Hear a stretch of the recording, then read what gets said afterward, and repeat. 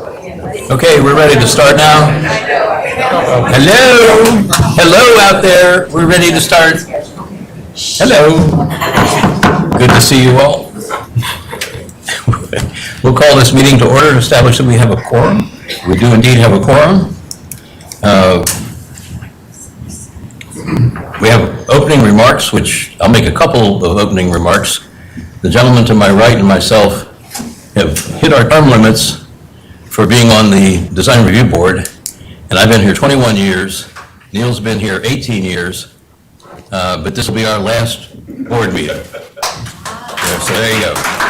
And there's cake over here. If anybody wants to have cake, it's fine. No shot glasses, but you can help yourself. But please, it's a huge cake. So anyway, here we are after all these years. Anyway, I need a motion to approve this evening's agenda. And a second? Second. All those in favor signify by saying aye. Aye. Any opposed? Need an approval for last meeting's minutes. A motion to approve. So moved. Second. Motion and a second. Okay. All those in favor signify by saying aye. Aye. Aye. Any opposed? No. Okay. Members' comments. Does anyone have a general comment about a non-specific agenda item this evening? Just a comment about the wonderful job we've been doing? Feel free to, Yes, sir. Thanks for your service. You're welcome.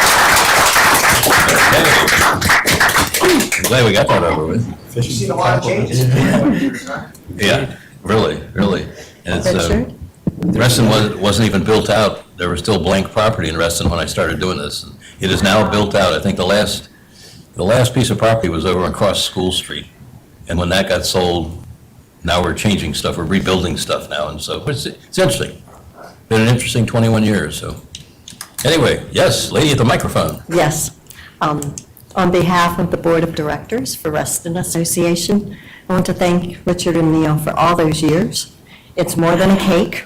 There's probably enough slices there to represent all of the years that you supported us in keeping our community what it is and helping us envision the future, training people as they've come in, new folks on DRB. So we really do appreciate it, and thank you very much for your service, both of you. We'll miss you. Thank you, Julie. We'll miss you too. Anyone else? Okay, moving right along.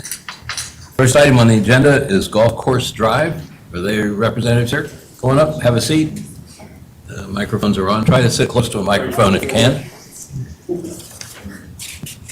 I get my choice? Yeah, yes. As long as the green light is on, you're good to go. All right, cool. Tell us who you are and why you're here. I'm Shanti Smith, 2042 Golf Course Drive. I need to replace my windows.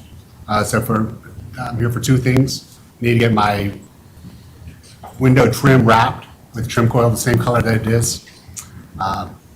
It's not the trim that's on the outside, it's actually brick, so it's in the window bucket itself, and it has to be wrapped for the vinyl windows to go in there, but it'll be the same color that it is painted right now. That's your house. Oh yeah, that's it. Amazing how this works. And then also, separately, I'd like to make where that arrow is a bay window with the same style roof that I have now, same shingles and such, same color, and the three windows that would be in it would be a casement and picture windows that are the style as approved. This has gone through my local association and got approved. By your cluster? By my cluster.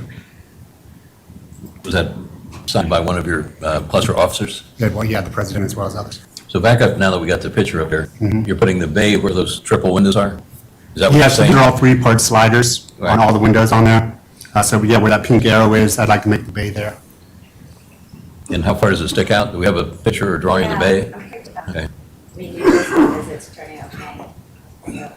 we'll get there. We could take a 15-minute break while we find this if you I'll want. have some cake. Have some cake. Yeah, have some cake while we're waiting.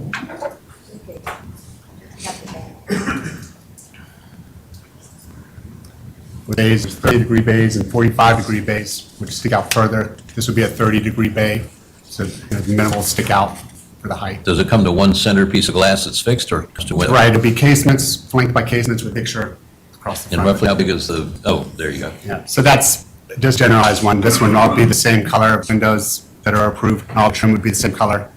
Those bottom finials, the braces on the bottom won't be there, because I can do it with a suspension system instead. It's more of a bold than, you know.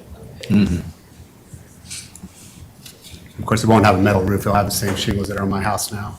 I guess one of the comments that I think we wanted to kind of take a look at, this is, I guess in some of the written stuff we've got up here, someone commented on the more what I would call colonial style Right. of this window, and the house that's going on is a little more contemporary. Right. How do you feel about that? I can see it. I believe by taking out the bottom supports, you know, the finial on the bottom, not by finials, but by taking those out, it'll keep it all square, more to what the house looks like now. Can we get that picture back of the rear elevation so we can see?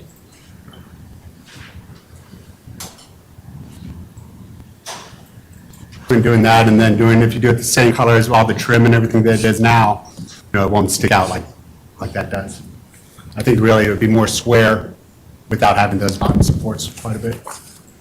But you are proposing a bay, not a square. No, it would be a bay, like, yeah, it would be a bay like that. I'll take out those bottom supports and support it. But you want the 45-degree side windows. It would be, 30, well, it'd be 30. 30 degrees. So it's once you flatter. got it for with a 30 degree. Is there a reason you didn't want to just do a rectangular bay? It's not really a bay at that. That'd be a box window. In a box window, you can't stick, you know, you're framing pretty much an addition to come all the way out. We want to get side windows on it to get light in there for plants. You can still have windows in the sides of the box. By the time you stick it out there, you can't go out this far without framing an entire wall. You can have just little narrow windows like that. It wouldn't do us any good.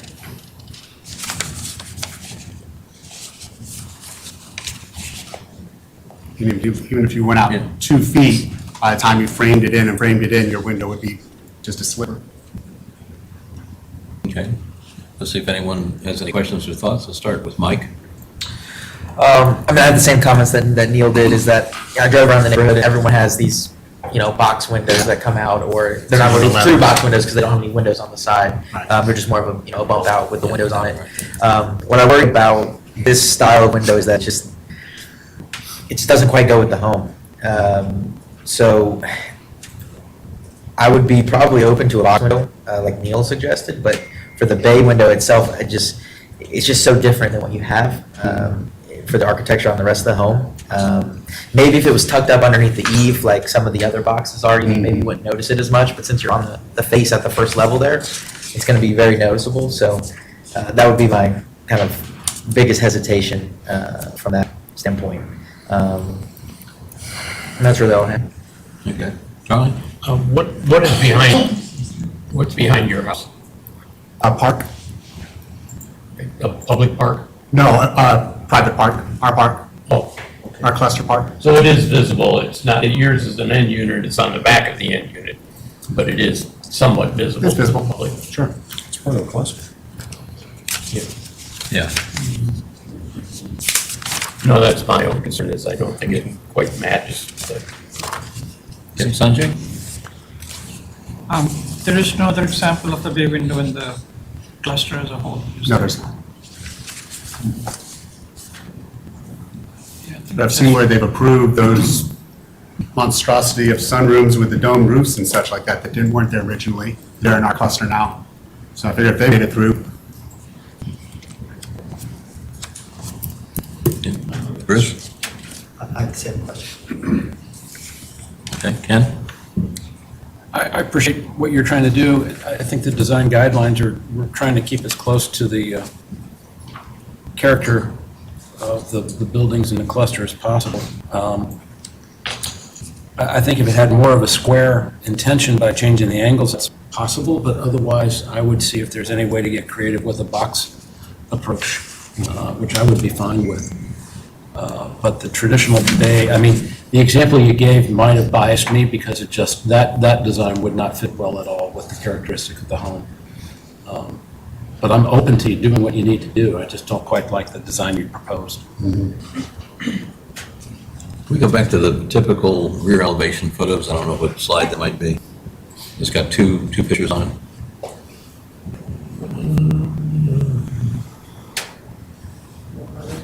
That one? Yeah. Yep. I mean, a couple issues here, because it's lower down, it's harder to end this the way the other box bays are located. You're kind of in the middle of the wall. But like the top photograph there on the right-hand side, that kind of bay is typical in your cluster, and at the far end, the same thing.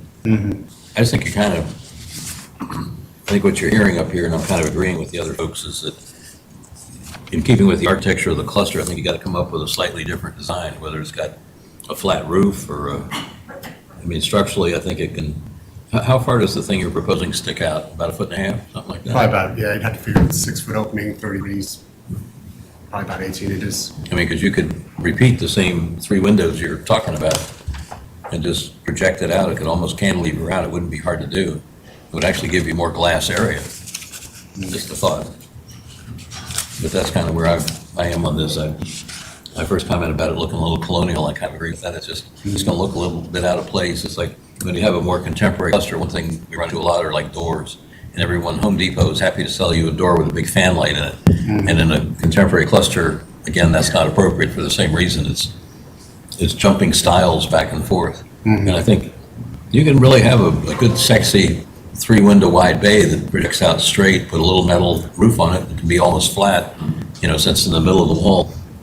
I think with a little ditching around with the design, I think you could get something that's even better and more complementary to your house, would be my feeling. Anyone else have any other comments or thoughts? Yeah, back to the trim capping issue for staff, has there been approvals of trim cappings in the cluster? In the cluster, did they have an official stand on it? They Yes. said it's okay? Yes. Okay, so trim capping, Okay. it's okay. You want to turn any and all of that into a motion so we can move along here? I'll make a motion to approve, to do a partial approval of the trim capping portion of the application, and then recommend a restudy of the bay window or box window, whatever it may turn into, for the front of the application.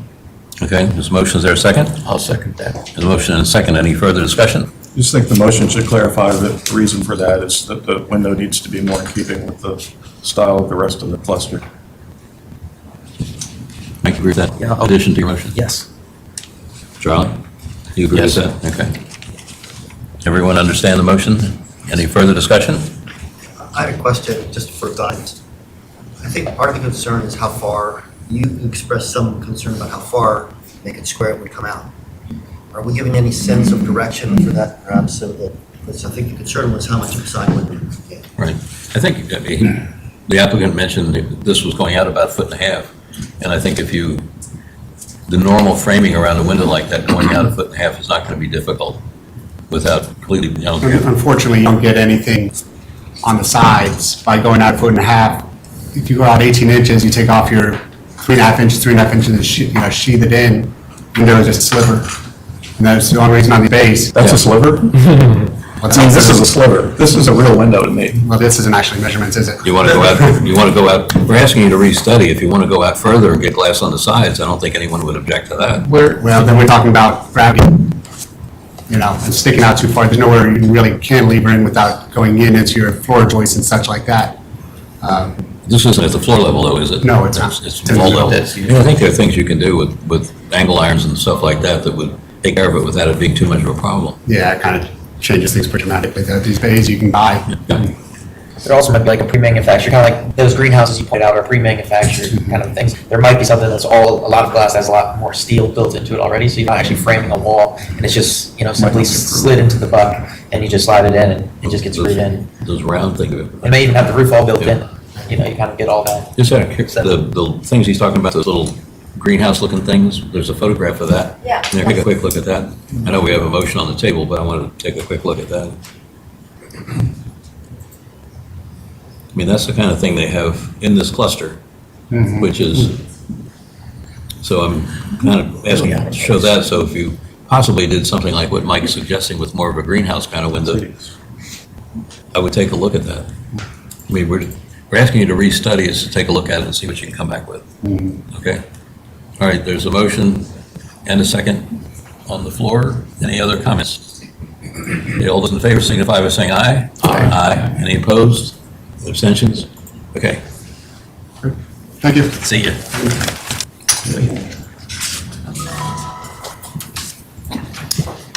Whitetail Court. Mr. Jeffrey, I presume? Yes, sir. How are you? I'm well, thank you. And you, sir?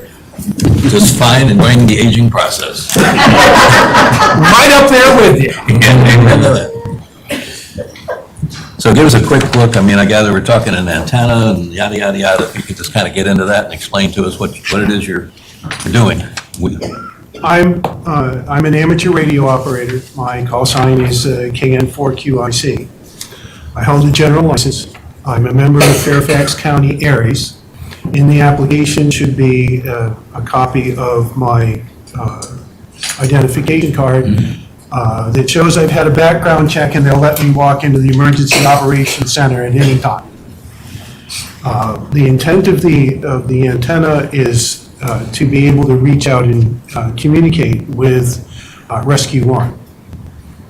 Rescue 1 is the group that's asked to go down, for example, into Puerto Rico.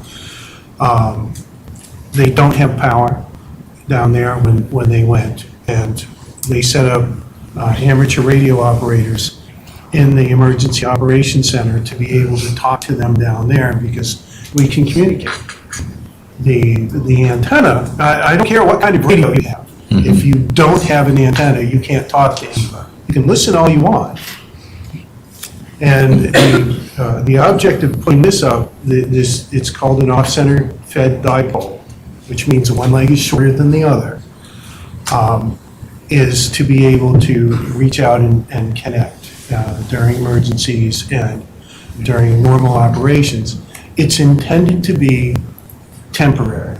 I can remove it and nobody would know that it was ever there. It's a very thin little wire, about a quarter of an inch or so. On either end, they have plastic insulators. They're called dog bones. The ones that I have are white.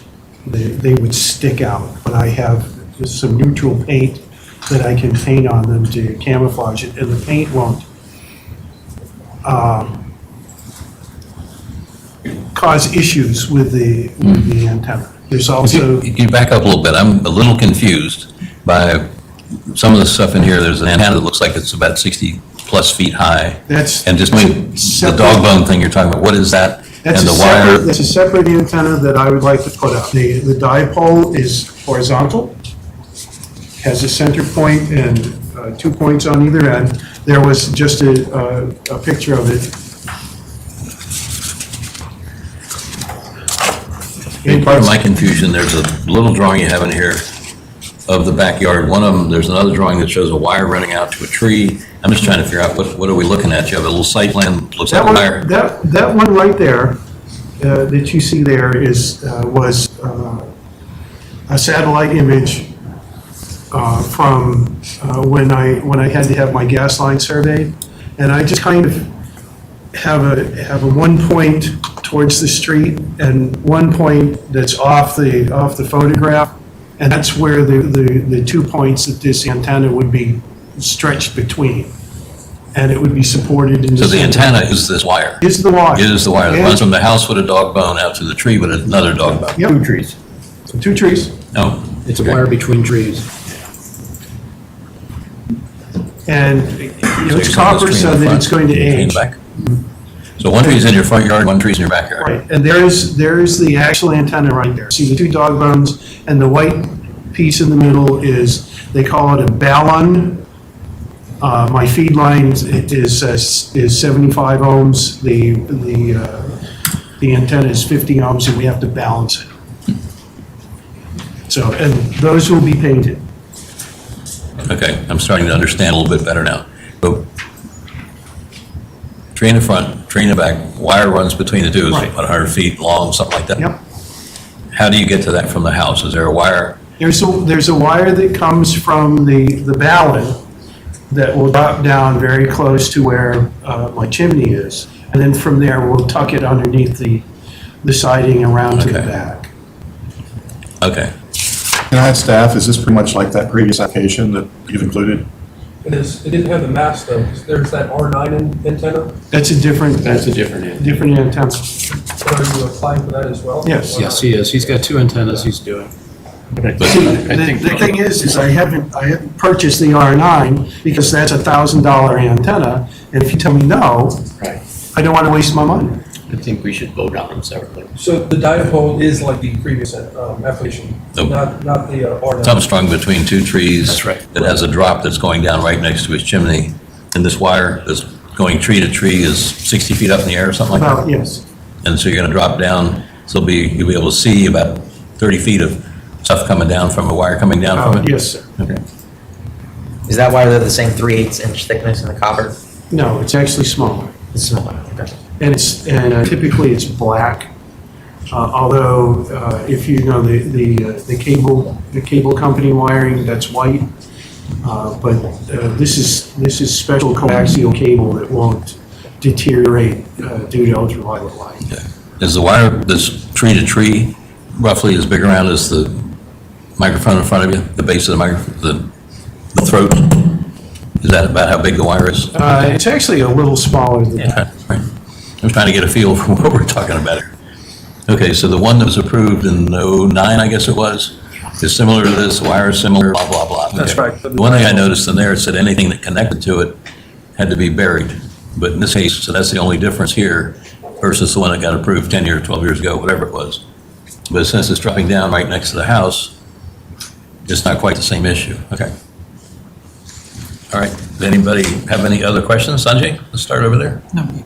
Okay, we're saving the R9 for a second discussion here, okay? Bruce? The plan is for those dog bones and are going to be, you said what color, I'm sorry? You said neutral. They are white, Yeah, and I have purchased some neutral shade spray paint. But they're not big. They're not very large, but even I think they're ugly. Even you, there you have it. okay. Okay, check the ugly box, please. Good. Ken? None on this one. Mike? So we'll have an application that they should paint the dog bones. What color do we think?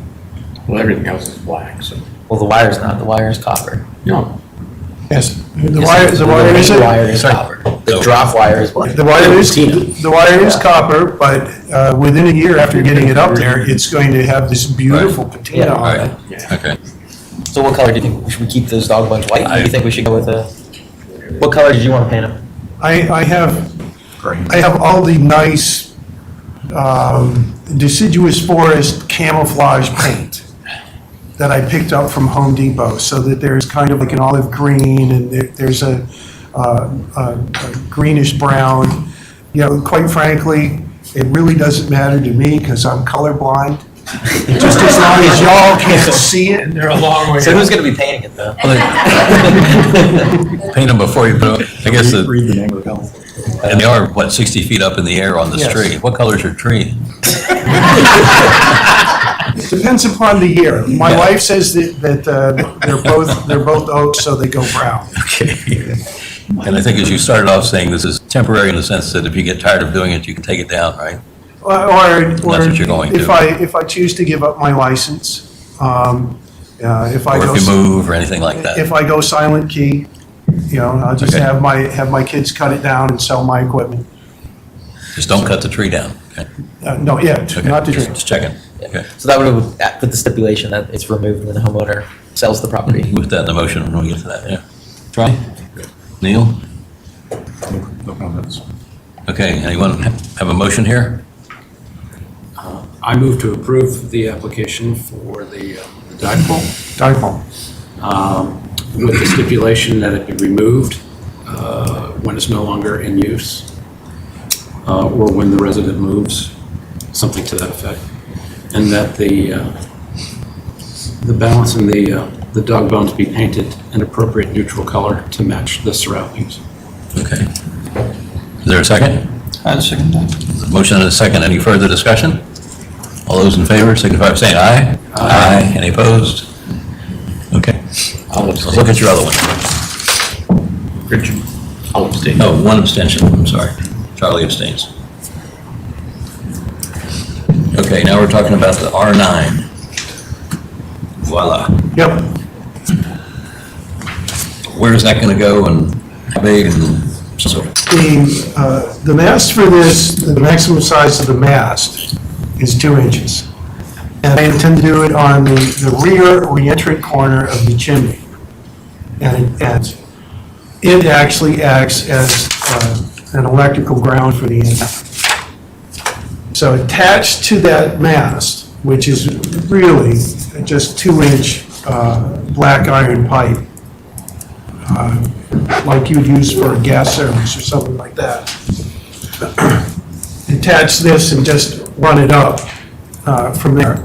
The feed line would also follow the rear re-entry corner of the chimney.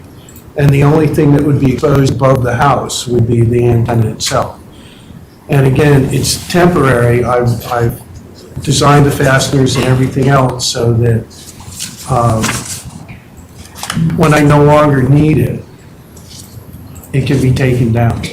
And how much above the chimney does, or above the roof line does it extend? It's about 36 feet tall. Do you know how tall your house is? It's about 30 feet. So you're saying it's only extending, or The total height from 66 feet? from ground elevation to the top of the antenna should be no more than 62 feet. Okay. It's about 30 feet above the roof line is what we're That's asking. Okay. And basically it's white with the little guy wires running on either side. Those are not guy wires, those are I actually know. part of the antennas. Those parts of the antenna on the other side is the main mast white. Yes. Again, the main mast can be painted in neutral color. The radials that stick out, if you paint them, it degrades the surface of the antenna. Okay. So we get a picture up there that shows the chimney on the side of the house, please? And it was just up there a second ago. There you go. Okay, so where the arrow's pointing, you're going to go up the chimney, and then this is going to go up roughly 30 feet above the top of the chimney? Yes, sir. Okay.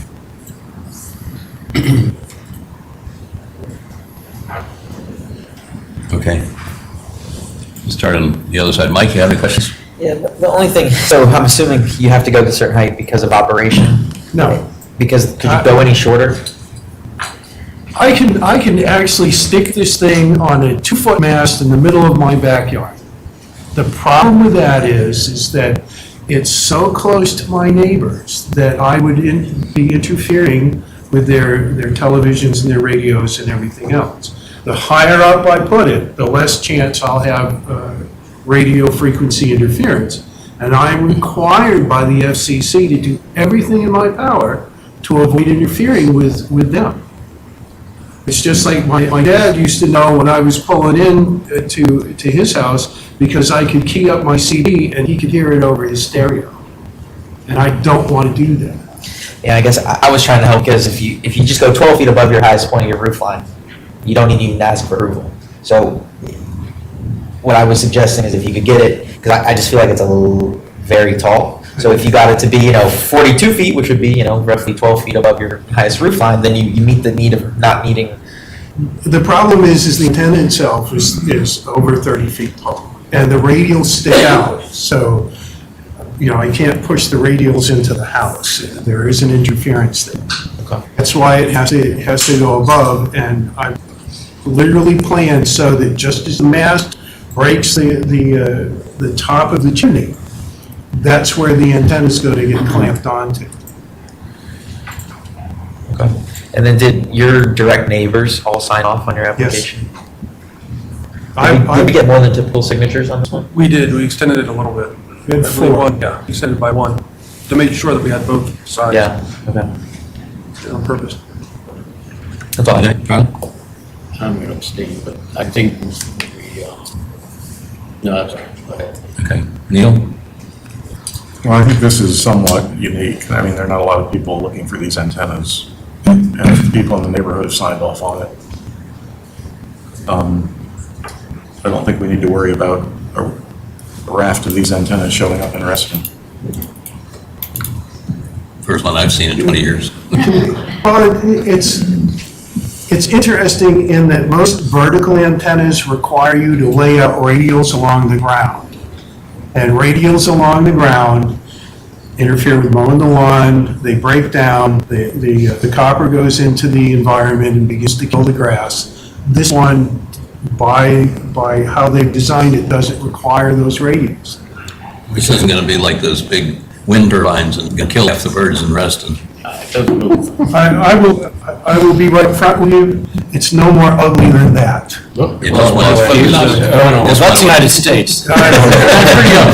Back. It's okay. My finger's getting in the way. Be nice now. It's the spire outside of the Air and Space Museum. Careful of your examples. Let's see. That has to be the ugliest sculpture I have ever seen. I think we got it. While we're waiting, Ken? No, I don't have any further questions, knowing that the main mast can be painted again. No questions. Bruce? Just to summarize where we are, we have enough, the neighbors have signed off. No affected parties other. I would contemplate that we would have a stipulation that we would come down, just like we Son of a did. gun. Okay. And we know of no other potential impact to, other than visual, that we're concerned with here. Is that correct? We asked about any other environmental or other impacts to this, just the visual that we're concerned with. I believe it's really only the visual. My intent is to try to minimize the interference with my neighbors. He's required to minimize the interference with his neighbors. Right. Yeah, the FCC requires that. Okay. So this may be slightly outside the purview of our board, but when the FCC requires you to minimize impact, what kind of measurements do you have to take to ensure that? If they complain, Yeah. I must immediately stop transmitting. And then there are ways to go in there and add capacitors to speakers and things like that in order to prevent that from happening. Okay. One of the other ways to do it is to go do a lower power. This antenna will allow me to do 1,500 watts. We are to transmit at the lowest power that we can in order to effectively communicate. So I am not going to bring out a big amplifier for this. I'm actually limited right now by my equipment at 100 watts, but I'll probably only operate around 10. Are there any other negative impacts we know about? Like, is this going to sterilize all the squirrels in your neighborhood? No such luck. I'm sorry, no. The other reason for putting up as high as it is there are always the possibility of radio frequency burns if somebody was to touch the antenna while transmitting. Lots are really lots. Okay. Any other questions? Yeah, just one other question. Does Fairfax County require you to get any other sort of approval from an install No, standpoint? as a matter of fact, the federal government has said that they can't interfere, period. The only thing, and I'll be right up front with you, the only thing that the FCC says about this situation is that we have a contract, and I have to abide by the contract, as do you. So they at this time will not interfere. But the federal government has said, federal government, state, local, municipalities cannot interfere with amateur radio operations unless I'm within a few feet of an airport or if I'm operating on federal property. Okay. Any other questions? In that case, I'll make a motion. We approve the R9 and the installation as described with the one stipulation that the mast itself be painted black. That's what we were talking about? Or some other neutral color is what I was understanding. Color is one thing, and that's what you're addressing. I was addressing that it would come down as the same stipulation we had for the It was a neutral color. neutral color, but also that it would be removed under the same Okay. circumstances as All right, the. I'll amend my motion to say that it should be painted a neutral color, and with the same stipulation we had on the first motion, that if the owner moves or quits using it, it has to be taken down. Thank you. Is there a second? I'll second. Motion is second. Any further discussion? All those in favor signify by saying aye. Aye. Any opposed? Nay. One nay. Any abstentions? And one abstention. Okay. So I might want to come back and get one, and I hate to be part of this. Okay, you're done. Thank you. Thank you, sir. Thank you, sir. When you might as well. Yeah. That's mine is Hickory cluster.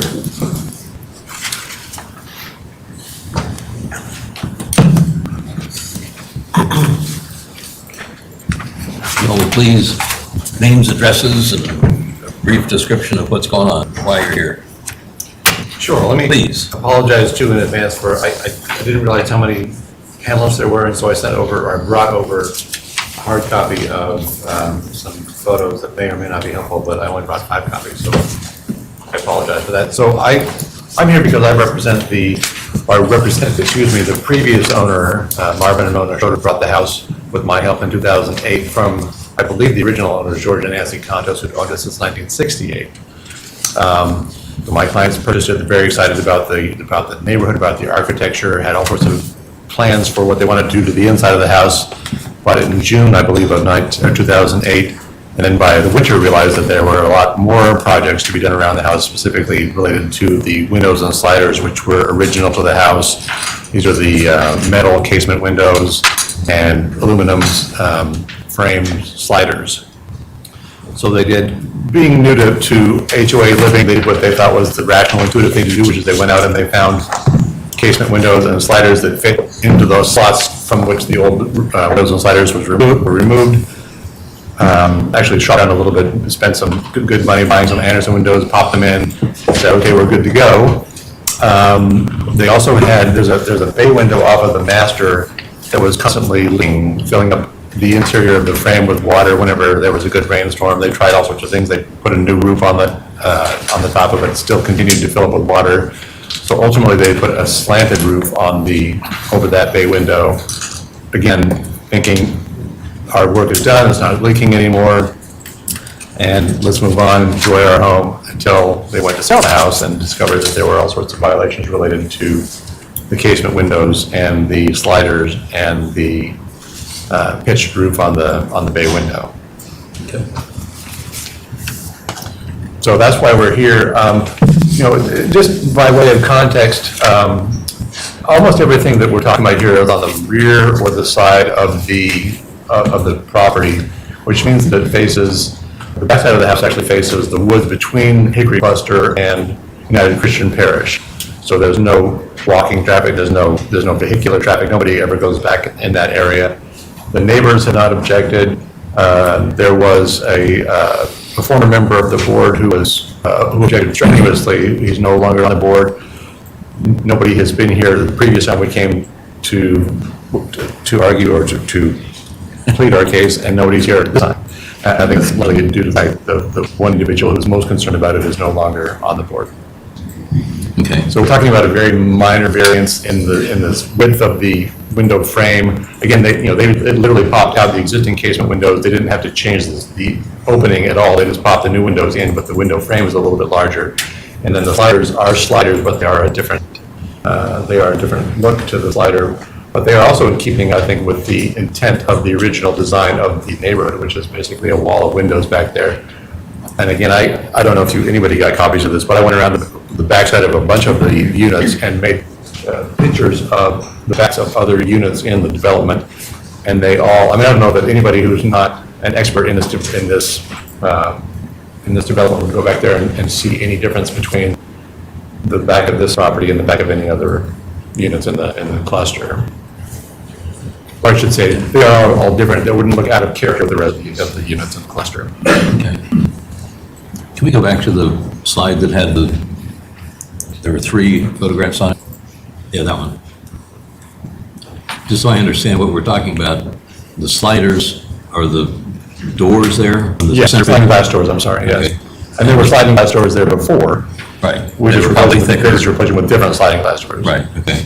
And the bay window down on the bottom photograph, you have a slope roof on that? And why are the windows underneath that circled? Are those replaced? Those are the casement windows. No, those that, are, technically, that's an awning window, that's why I was confused. Correct. If it does this, It does, I think it, pushes out. or Pushes whatever. out, something like Yeah, that. it's an awning window, okay.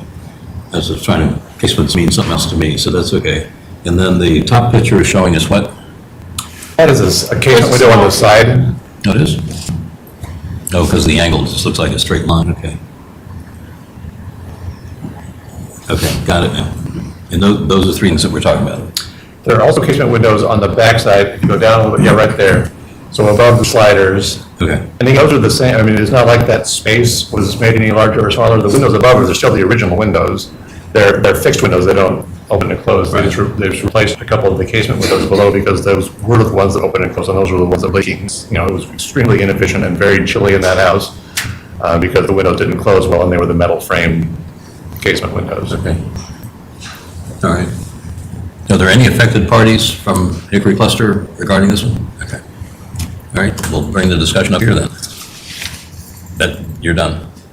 I don't want to cut you off if you got more to say for right now. Oh. We'll back to you. but- Okay. Okay, all right. Mike? Well, I just want to say, so I deferred this application to the full board from our panel because I felt like the doors, particularly, were setting a precedent for allowing these patio-style doors that have these kind of higher bottom panels, whereas the standards are clear that they want no more than 3 inches and 3/4, basically less than 4 inches. And that was the main reason why, and also Hickory Cluster wasn't here at the time, so I felt like it was fair to kind of review it with all the intent. The application still shows they submitted an Anderson door, but that's not the door that was installed.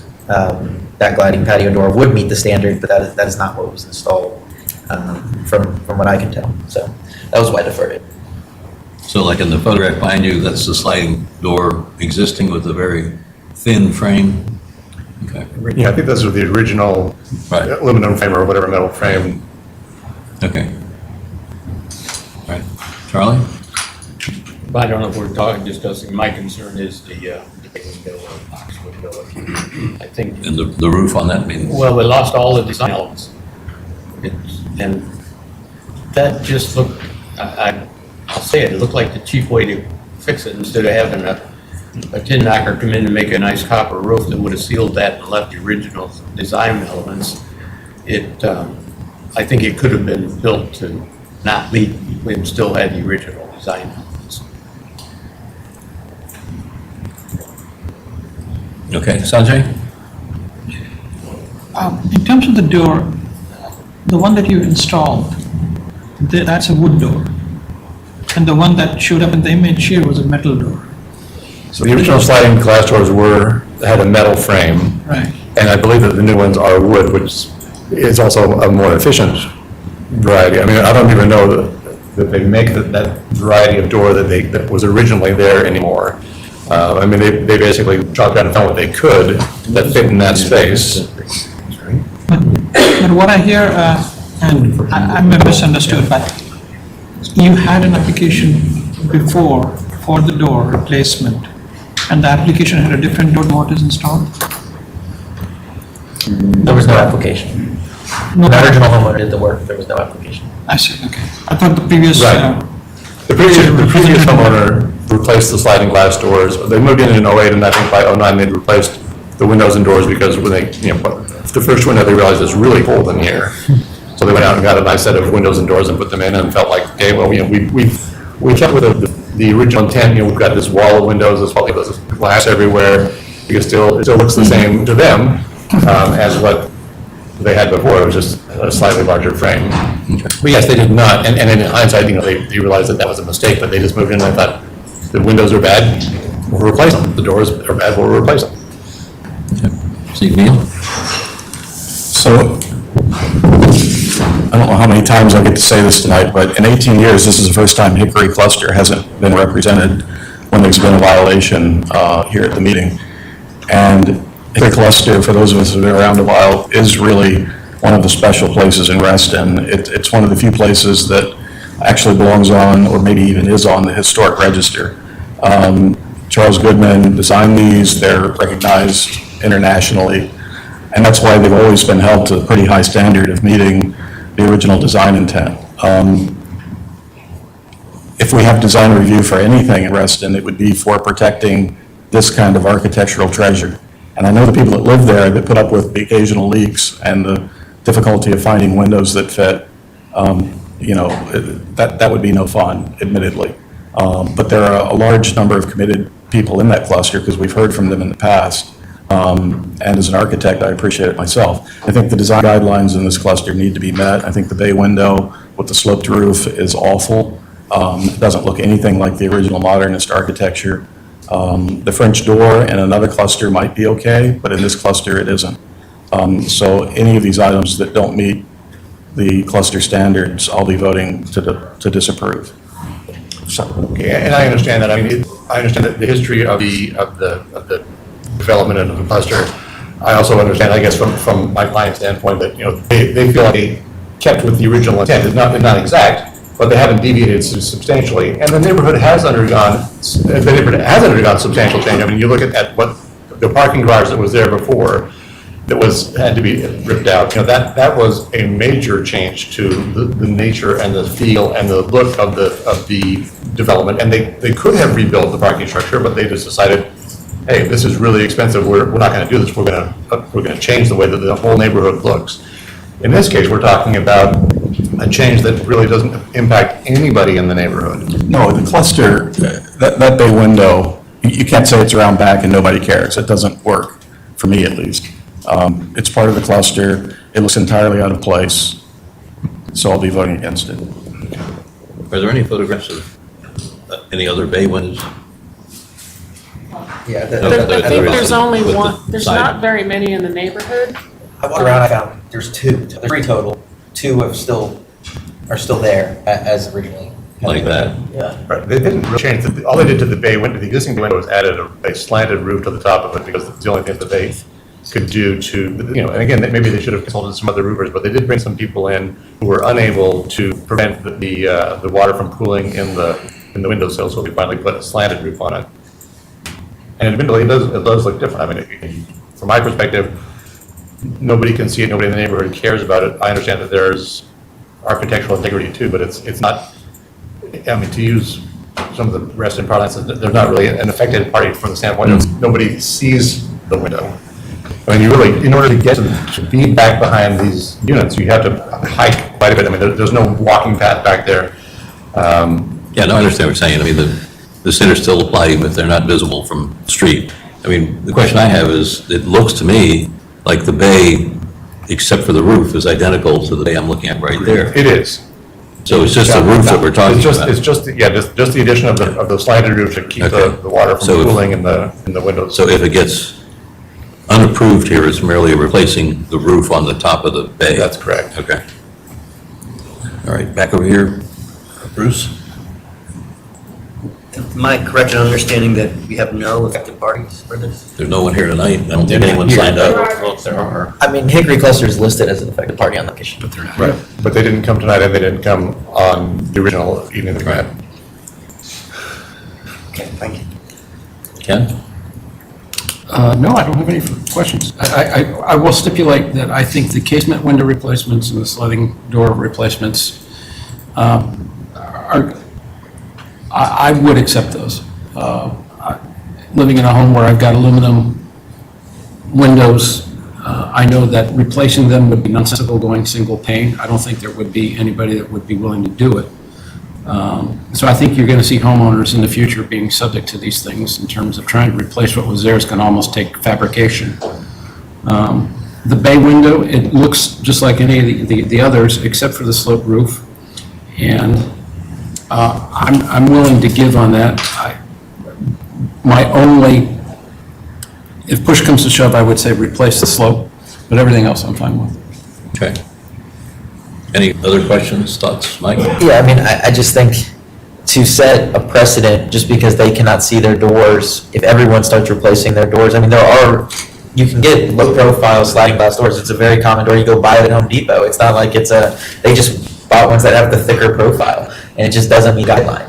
And I'm afraid if you set the precedent approving this, that then every other neighbor then will just start, buying these bigger, these are more like door style, French door style patio doors, and I'm just afraid that then it is going to degrade the architecture of all those big panes of glass, and slowly but surely you'll get smaller panes of glass. I'm willing to approve the awning window replacement because they wanted to get more of an operable window. I think, they did the pass-through, which is fine. But the doors, I just don't agree with because they're against the cluster standard as it's written at 3 3/4 inches. So, Can I say something else about the doors? Sure. Is that okay? So if you look at the top is really not where there's a big difference, it's at the bottom, is that where you object. So these properties are surrounded by a 5-foot cinder brick wall. I mean, this is basically, I don't know that you can see it in this picture, so there's a fence on the one side where you can take the trash in and out, but the rest of the backyard is surrounded by a 5-foot cinder brick wall that, I'm 6'2", and I can't see on the top of it. You literally had to get to the top of the wall, put my head over it in order to see that bottom section there. but if you walk on the back path, the path right behind the main hickory cluster that you can see from the path, none of those people, only 2 of those people have the walls. I can look right into those people's houses day or night, all the time. Feels like I live in their house sometimes, but it's just the way the architecture is. You're going to set a precedent that then these bigger doors can be approved, and that's where the concern is. So just to clarify, it's not the cluster standard. I understand. Yeah. Thank you. I just had a question on everyone keeps calling these French doors. Are they hinged doors or are they No, slide they're doors? just a French-looking slider. Okay, so they're not hinged? No. Okay. Could I ask one other question? If we, just to the point that's being made that about setting a precedent, has there been any other approvals of this kind of a slider there? Not in my 18 years. Just what, And the reason we have cluster standards is so that we don't sit here and wring our hands over what's approvable. These were put in incorrectly. They would never have been approved if they'd been applied for because they don't meet the cluster standard. Okay, any other questions? Does anyone have a motion they would like to have? 3 things, I guess, awning windows, the sliding glass door, and the roof of the bay window. Want to do them one at a time? Yep. Okay, I'll make a motion that we approve the awning windows. Second. There's a motion second. Any further discussion? All those in favor signify by saying aye. Aye. Any opposed? Abstentions? Okay. Your awning windows are approved. So far, so good.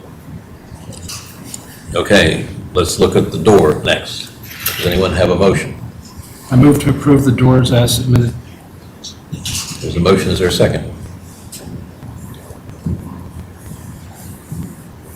Okay, the motion dies for lack of a second. Is there another motion? I move we disapprove the doors as not in conformance with the cluster standards. Is there a second? I'll second. There's a motion, and a second. Any further discussion? All those in favor signify by saying aye. Aye. I guess raise your hands just so we can see. Raise your hands. Okay. Any opposed? Any abstentions? Okay. Last but not least, the roof of the bay window, I guess is what's the question. It's not the whole bay window, it's just the roof. Is there a motion regarding the roof? Make a motion we disapprove the roof as not complying with the flat roof aesthetic of hickory cluster. Is there a second? Motion and a second, okay. Any further discussion? All those in favor signify by saying aye. Aye. Any opposed? Opposed? Abstentions? Abstain. Okay. Here you go. Thank you.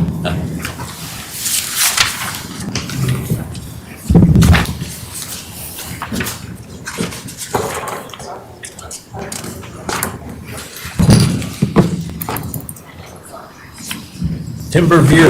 I'm not talking about your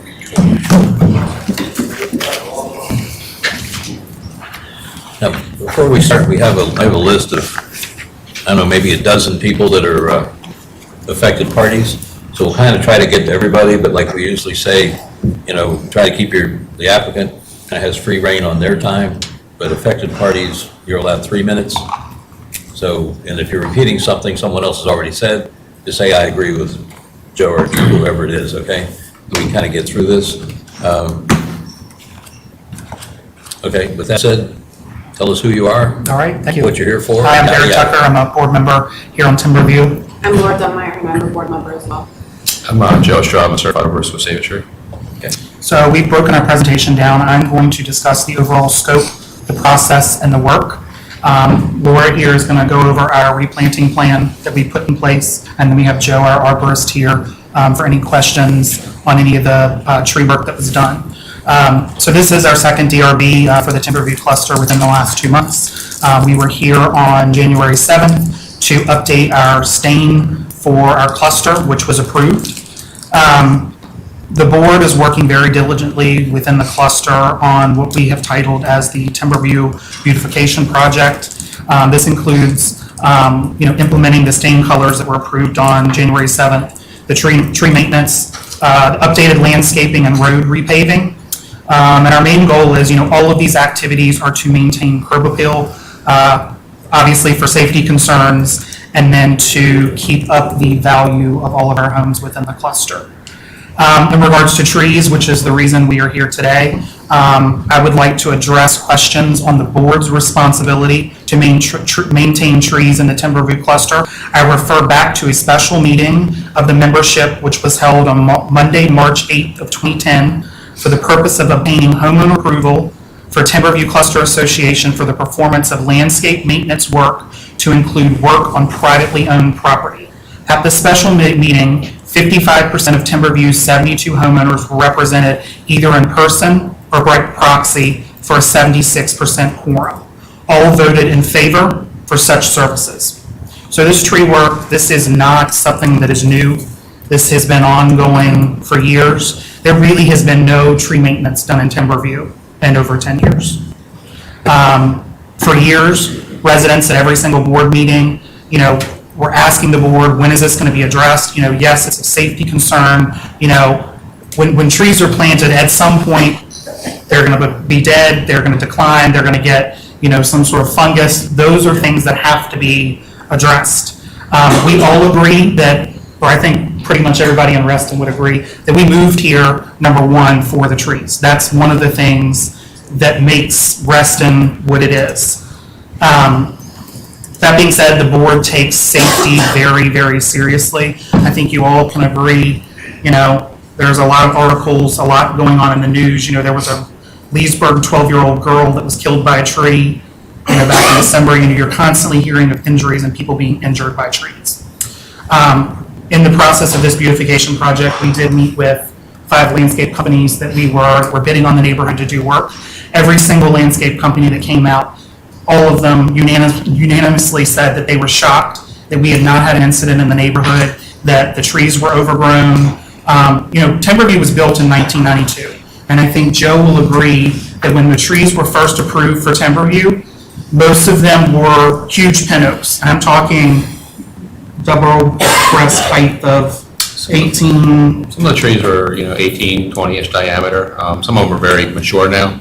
A lot of the trees were actually planted, a lot of the red maples in particular, are planted like in between driveways in front of the houses and kind of outgrown the spaces which they were intended. A lot of them had very impacted girdling roots, were lifting up the driveways.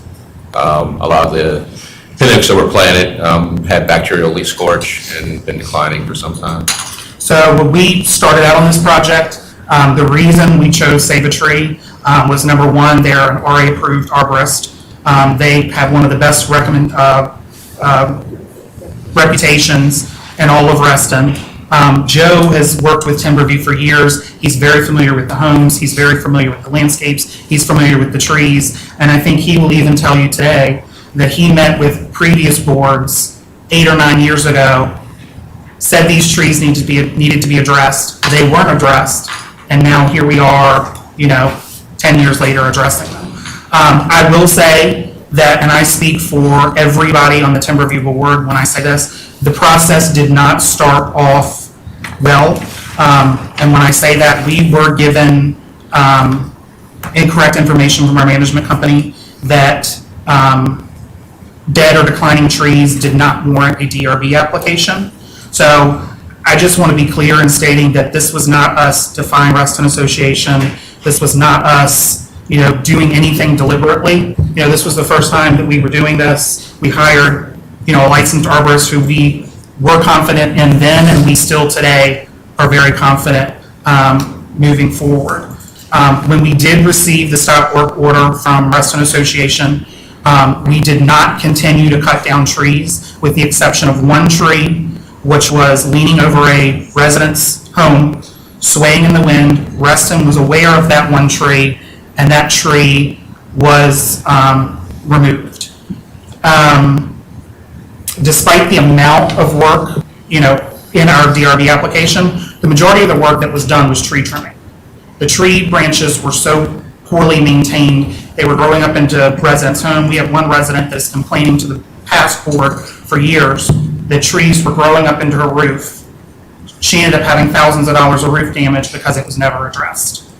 I want to state that no live trees were removed. Everything that was removed was a recommendation from our arborist. And I don't know how much information you all were given prior to our meeting today, but I do want to state that, there was one resident that was really unhappy with a tree in their front lawn. We did receive an email from that resident stating that she was unhappy that it was removed. But other than that, there has been no communication from anybody else in the neighborhood to the board in regards to their dissatisfaction of the work.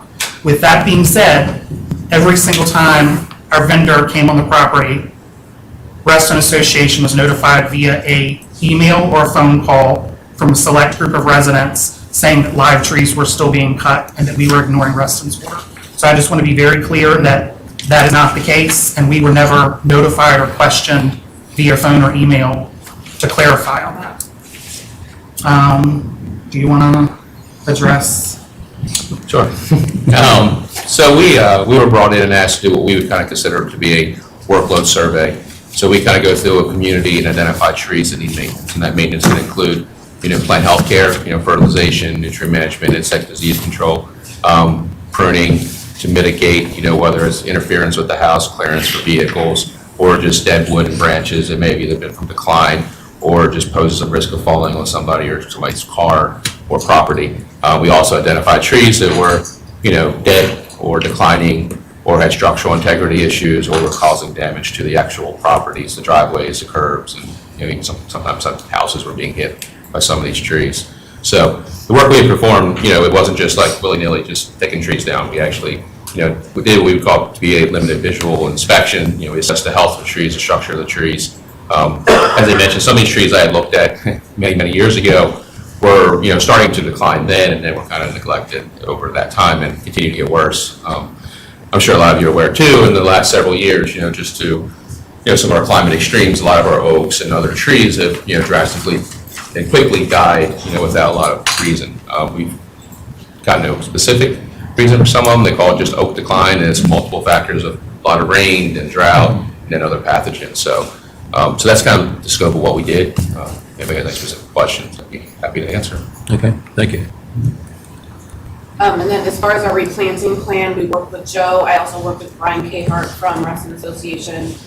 And we're trying to come up with a plan for replanting, because we know that we still need to replace the tree cover and those kinds of things. And so we're concerned about the canopy. We're also concerned about our erosion problems that we have, that we're working very diligently to do. While we're doing this and all the other projects we have, we're always ongoing erosion is one of the #1 things we're working on.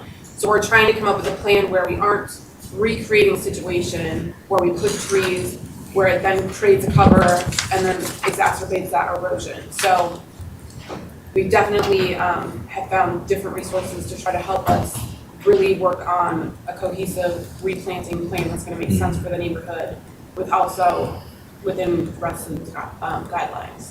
So that's something. We're also working with residents that have lived there for 25 years. They know more than we're going to know where those places are that are appropriate to put trees. So is the replanting something we're still expecting, or is that part of the thing? It's part of the plan, and I So would say although- that's a pretty okay. good understanding. Okay. We also need to understand when trees come in the spring, what the cost is going to be, because I can say when we went out, I had no expectation of what this project was going to entail, but every single time we went out there, we were finding more and more trees that were very concerning. I mean, even when we were doing a replanting plan, we found 10 more trees. we still have 20 trees that need to come down, and we'd like to do that like the second that we can. So once we have that in place, we'll have a better understanding. I mean, a budget for sure. We want to be realistic with the budget. We're not, these trees did not happen overnight. And the replanting, I think we need to be just as concerned with how we do that so that we aren't recreating a problem. So we're not going to just come back in the spring and throw down 68 trees or 80 trees or whatever and be like, okay, we're done. Like, we have a plan for some erosion places in particular. We have 80 seedlings coming in just to handle those, which is one project, part of the replanting plan, but in no way is going to be the entire thing. So it's a process. We still want to look at other resources so we make sure we're doing it correctly. So I would say the replanting plan is an outline. That's not an exact, for sure. Okay. Anything else? Okay. Why don't we, let's hear from some of the affected parties, and then the board will take its turn to. Might we recommend to speed this along? The vast majority of those in the community are in favor of this, so if we could just count of both those that are in the room and then also that send in their positive affected party. That'll move things along much I quicker. mean, just so everyone knows, normally we let any affected party that wants to speak, but there's a whole lot of people out Yes, there. that's what we're saying. So if you're an affected party and you support what's happening, if you could just raise your hand. Yeah, 3 or 4. Okay. All right. So then, do any of you feel like, other than the show of hands, you need to say something? In which case, you're welcome to come up at the mic and you'll be photographed. And but feel free. DNA sample, you know. She's dressed pretty. There you go. You're dressed for this. Go over here. Yeah, right there. We need a microphone. That's. And there should be a green light on it. If there is, you're good to go. Okay, my name is Kathy Ferguson. I live in Hollow Timber Way, and I've lived there a while. I have been very concerned about the trees, very concerned, because I have, what is it called, a pine, a white pine tree. It's dying, they're all dying, and we have a friend who lives on the other side of Reston who have had not 1, but 2 trees fall on the home and had to live in a hotel for 6 weeks while it was being repaired. That's not my main concern. My main concern is, as they said, safety.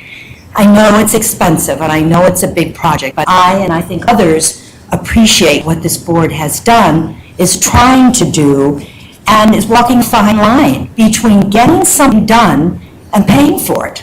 Anyway, I just wanted to say thank you to my board. Here. Any other affirmations? Okay, if I have a listener, and I'm not sure pro or con, I'll read your name, and if you're a pro, you're whatever. Okay. Dan Plaza? Okay. No, you're good to go? Okay. Margo? No, he's a no. Oh, you're a no. Then Yes. you want to say something? I have submitted You have to come up to the microphone so we can hear you, please. I have submitted my comments to Trevor Wright. Right. So the board probably has them. I'll just Yes, take we the do. time. Okay. Okay. Margot Sauté? That's me. Okay. Burbank. No, that's another mark.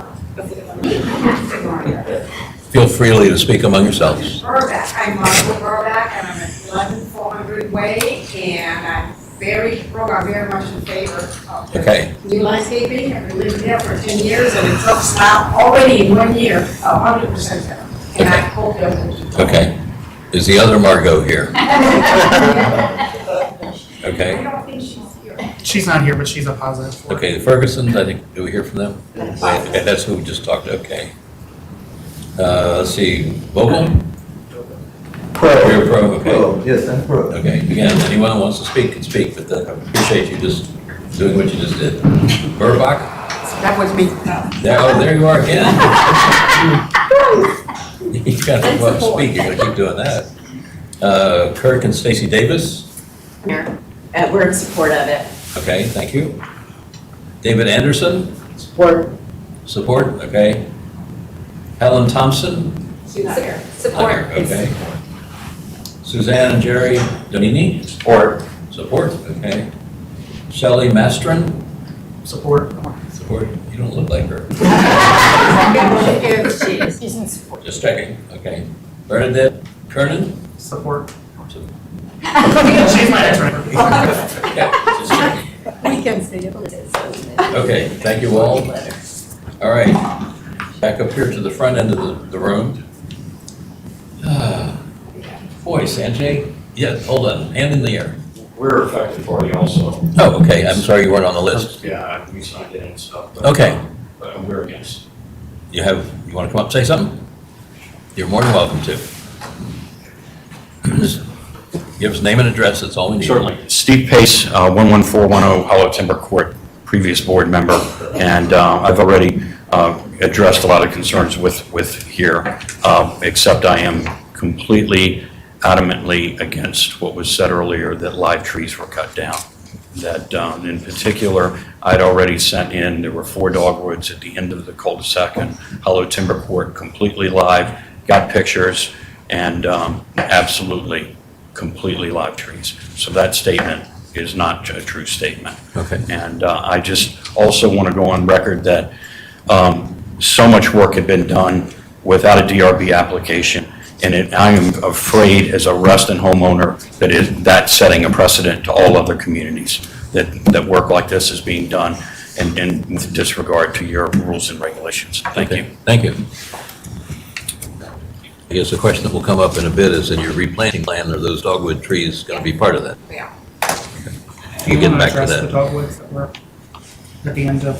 So the term live, some of the trees still were alive, I mean, but they did have issues. I mean, like the trees that were diseased were still alive, but they were declining drastically. The dogwood trees had anthracnose and been declining.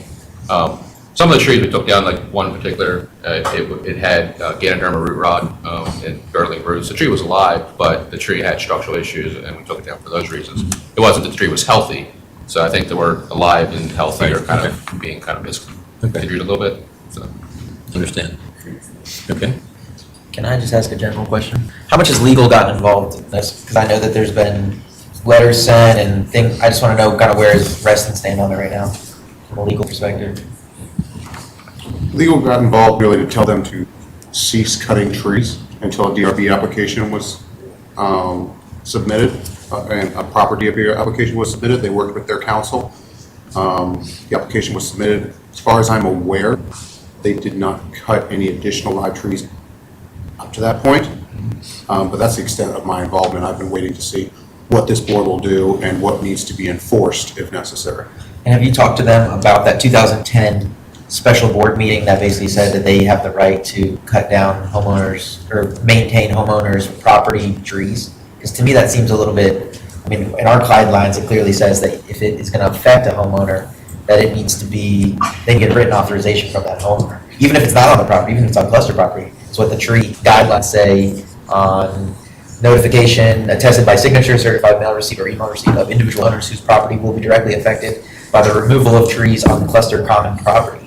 So but does their thing override that, and is that a legal thing that's written down that all homeowners must know when they enter that community? I'm just curious from a, if it's like on my land and started to cut down my tree, I'd say, get off my land, is basically how I would put it. So I'm just wondering, how is that legal? There's a variety of issues at play. To answer the easy question, no, a cluster can't adopt something that is contrary to RA governing instruments. Okay. Now, to the extent that their cluster standards may have been blessed by a prior board that allows that, I'm not aware of that. And as far as I'm aware, after the incident was brought to their council's attention, they got the required signatures. I have not received a complaint or... I've not received any individual property owner applications for these tree removals, which is what would be required, from my understanding, for the trees that were removed from individual properties. Yes, you did get those. I've not received them. Not received them. And I also, I think we need to clear up the question on what's live and what's diseased. I can tell you that I was out November 4th, and that's when I told them that they needed to stop removing trees. So this has been long-term. There's been many trees, from my estimate, removed since that October 4th, time that I was in the community, when I bumped into Laura and Sarah, because of a tree injunction. So there's some big issues. Were you there October 4th or November 4th? October 4th. October 4th. If I misspoke, it's in November, I meant October. I've got photo evidence when I was out there and everything. And when I kept getting reports of live trees, again, we'll figure out the definition of that, coming down, that's when I brought it to Anna's attention and Tony's attention, because So, right now, there's no, I mean, there is a definition of what's a live tree. It's based on expert testimony. There is no conflicting arborist testimony right now. The arborist has said these trees were in decline, were dying, and as far, RA does not have a covenants advisor that is qualified to make an arborist's determination. We have arborists, but none of them have been involved. So again, I'm not aware of a live tree. I'm not aware of any evidence that a live tree was removed after the initial contact. And Michael, can I just speak to the single, like, because we do have that thing back from 2010, I can see why they made it, and then they never did anything because it's very difficult to get. I mean, we have 80 trees plus, and that we had to take out, or that we still need to take out. And every time we were back out in the woods, like even doing a replanting plan, we can find 10 more trees because we have thousands of them. And so to get a DRB application for every single person, every single time, this project already took, I can't tell you how many hours, but then to try to do that, like we understand the concept and that's a great idea, but in practice, I can see 10 more years, nobody touching a tree, 100%. It's just such a huge project. I get it, but at some point we have to understand that we use an arborist who is very well educated. He knows what he's doing. He's so conservative. Like we could point out that when he's looking at a tree and say, hey, can you cut this tree? Like, what do you think about this? And he's like, no, it's a great tree, it's fine. So we felt very comfortable that he wasn't just clear cutting the neighborhood. He was conservative. You do understand that you still need to submit an application. 100%, absolutely. So I don't know what you just said. What I'm saying is he's saying that if any tree goes down, then it's an affected party of the entire cluster. If it's in No, I didn't. If it's in our, not you. No, I'm just saying if it's within, with the guides on say it's within view basically of that person's home or Yeah. within, property line, if, that's their tree that they grew up and etched their names into or whatever. The one thing that concerned me was, one homeowner came home and there was no more tree in the front yard. That is a big, flag, and that was from the precedent of let's just start doing this work without getting So approved. that was just strictly a workflow issue. We had, Joe comes out, we put a green ribbon on the tree that gets trimmed, a red ribbon on the ones that get cut. When she called in to Sarah to say, I don't want my tree cut down yet, I want to have an explanation for this particular tree, it just didn't get to the crew in time. They came out, they saw a red, they cut it. Like, it wasn't, it was a matter of a few hours where that message just didn't get there. That was it, and that was at the beginning of this project but again, if every single person can't trust the vendor, we have to go spend that much more time saying, let's talk about your tree and the specifics. I mean, she's not here tonight because Joe gave her the reasoning why the tree came down and she's satisfied with that reason. So another thing that I would like to ask in regards to applications. So I saw on both Reston's Facebook page today and also on Instagram, the Lakeport Cluster Association was named Community Association of the Year. I did some research today. They did a blog post on their Lakeport Cluster website. They hosted a fall work day with residents on November 2nd, 2019. 44 dead trees were removed along Upper Lake Spray Way, plus a large one on Lake Spray Hill. Residents spent the morning with chainsaws and trimmers. Lakeport came in here with a very thorough phasing plan of trees that we approved probably 5-6 months ago at full board. So unfortunately, it's not great because they follow the process. They're very good at following the process as well. I remember distinctly approving the application. They have 3 phases that they're doing, and they came in and said, these are all the trees that we're taking out. These are all the trees that are going to be replanted, and they came to us first. So that's how most clusters handle it, and they had 30 signatures on application, and that's And for us, that's the process. we did not. We were told we're new to this. We were told that was a process is after the fact, and as soon as we found out that we had not done it right, we did everything we could to get in compliance because it was never our intention. What we were told was we could do like a partial application and then put in the rest of it once we knew. And then after that, put in our replanting. And we went with that until we realized, we were told really quickly, like, no, that's not how you do it. But we just got bad information. It certainly wasn't on purpose. Yeah, I mean, any dead trees allowed to be removed unless it's on the master plan for the community. So like the trees in between the, the driveways, those were on the master plan guaranteed. I mean, there's no way there's every single tree on every single way when it was kind of going through. And I think those are the biggest trees that I have the issue with, and I don't know to the health of them because I don't have any pictures of them. I don't, all the ones that are out there are some that are obviously growing kind of above the ground, and that's not good for a tree. It should be growing mainly below the ground. Yeah. But I don't know what the other ones look like, so it's, obviously it's a little too late. But those are the big ones that I have the biggest issue with. To think that you could just take down that big of a tree in someone's front yard and not think you had to ask for approval in Reston is just, to me, I just don't agree that you didn't know. That's just. Well, I can tell you, I've only lived here for a year, and I even said to Barrett, like, are we sure we're doing this right? Reach out and make sure. I didn't know. Is TWC here? Yeah, just right. What is the communication that you guys have between the cluster? We meet frequently, and honestly, it was a communication. No offense, Joe. There was a previous person with Shade the Tree that was working with the cluster who did tell the cluster that they were going to be putting in the application. So that was what we were told at first. I did make the board aware that obviously with a size project of this scale, the application is needed, especially due to the trees on the master plan. And we proceeded at that point. So. Okay. It seems like I understand pretty much now what's going on and the yeoman's effort you guys are putting in. I drove through your cluster this afternoon. Aside from all of this, it is a gorgeous cluster. I mean, it just looks good. I mean, all around, whether there's still some dead trees or some problems here or there. I mean, it's an outstanding cluster. So that said, I mean, my goal in most of these meetings is try to figure out what can we do to solve some of these problems. We have some people that are not real happy with what's going on, and a whole bunch of people that think this is great. What can we do to get to a balance to where the unhappy people are as happy as the happy people? And some of this, it seems to me like it's kind of communication of, like the gentleman over here had 4 dogwoods. Is that what it was you were talking about? Okay. Can you guys talk to him and do what you can? If they're gone now, they're gone. Okay, we can't bring them back. But what can we do in terms of your communication with the people that are the affected parties that are unhappy with your replacement plan, which you say is a work in progress? Sure. Can you all reach out to these people and say, okay, 4 dogwoods went away, they're gone, we can't bring them back. What can we do to get them happy so we get back to a balance? I think the majority of the people here think this is great. In looking at your cluster, sort of a cursory drive-through, it looked great, it looked well landscaped. I wasn't as aware of were they red maples between the driveways or whatever? Is that going to be something you want to replace? Do people even want those trees back?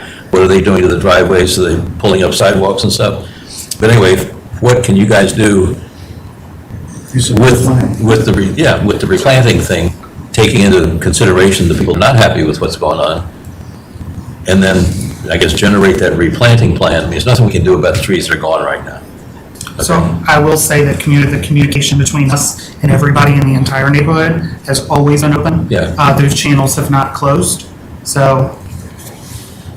And we have asked for input from all of the residents because we are new. We don't want to come in and say, oh, look, you're doing this and we're going to do that. Like, we do want people to be happy. We want everybody to have input. And we do think the people that have been there longer have insight that we don't have. So for sure, we have been looking for input on that replanting. Okay. What do you all feel would be the best way to create your replanting plan so it gets happy people and the unhappy people all together and on the same page so you're back balanced again? And then you guys can move forward, not knowing you're not ticking off somebody again. The people that aren't too happy with this plan are also the same people that weren't happy with the paint. They're probably not going to be happy with the lights when we change them, and refuse to have their trees trimmed, even when it's professional and it's covered within their HOA fees. It's very difficult to please everybody, so we're trying to please as many people as we can. And I think you will agree that the vast majority of the people in the neighborhood, those that have lived there for years and lived through the times when nothing got done, and now the neighborhood, I mean, I wish you had gone out and seen Timberview prior to everything that we've done. I mean, the trimming, the grass is now growing. You know, we've got Blade Runners coming in. Blade Runners has said it's going to take them 3 years to get the neighborhood looking the way that it should because of damage done by the previous landscape companies. So, Okay. Another part of the replanting plan too is like, we do have the master plan as it was to begin with. And some of those aspects are fantastic. We want to work with those. Others, like putting those streetscape trees, eventually we will lose all those trees. They aren't appropriate for the space. They're just going to be phased out eventually. None of them are going to make it to their ripe old age of 100. It's not going to happen. So that's why I've been working with several different places to figure out, can we put them in our common areas? Can we put them where we're having erosion issues? Can we put them, some people would like a barrier from them and the busy road. So those are the places we're going to focus on. We like the streetscape trees. They look fantastic. To replant in those places is not always appropriate. Maybe a smaller tree or something like that, but not the plan as it first was. Okay. and I'd like to make note that this map that's up here that shows all of the trees in Timberview, this didn't exist. This was done in coordination with arborists and many hours in the woods between Laura and myself, documenting, taking pictures. This took quite a bit of time to put this together. Okay, at this point, I gather, since Trevor was out there, work has stopped? Question mark? Yes? Work has stopped. Okay, how much more at this point, how many more trees at this point are part of your original removal plan? Original trees? How many more trees do you want to cut down right now? How many have you already taken down to start with? Can we ask that? The full scope of the project, I want to say we're at like 90 trees. So you've already taken 90 out without any No, approval? 88 total, but on any given day, I swear, like, we were just trying to do the replanting plan, and there were 10 more trees. But right now, as it stands, I would say we have about 20 that still need. One grove is like a grove of 17 you'll see on that top. Those are all done. And it's And those are one the whole alpine grove. We've taken up 60-something anyhow. Yeah, so we had 88. There's a taken row, out there's a 68. whole row of serviceberry that are kind of planned as a cluster. That's what the that little have red been blue thing there. planning for some time, yeah. Is that on your property? So it sounds like a lot of trees, but it's just like a really tight row of trees that they're gonna replace. The application says 31 trees still to be removed Okay. in phase 3. Does that sound right? You know what, again, like, it's such a huge project. I would love to say, yeah, that's true, but I really think, actually, because there's 17, I would say that's probably closer. 16 circles. I would say between 20 and 30 trees that we still need to take out. And most of those are in like common areas at this point. We don't have any more streetscape trees that need to go. They're all like behind, and that whole row right there, it's nothing, it's no more streetscape trees. So this type of tree removal project really is daunting, and it's a lot of It's work. exhausting. And the way it should have run is that you do a whole lot of that work up front and submit a plan Sure. that your whole cluster has looked at. We hold a meeting like this, everybody weighs in, do they like the plan, do they not like the plan? And then we make an approval with or without modifications. Since none of that's happened, I think we still need to be there. I think we need to make a motion tonight that you develop a master plan that takes into account trees already removed. You show what the proposed replacements are. You submit a schedule for that, and then we have a meeting. You share it with, first of all, you share it with your cluster, then we have a meeting, and we review that before you do any more cutting. That's how it should work. Okay, I understand that. That's how every other cluster does Yeah, I it. understand that. I will also say that I asked Trevor to show me like where are the other DRB applications from our cluster. What did you have, one?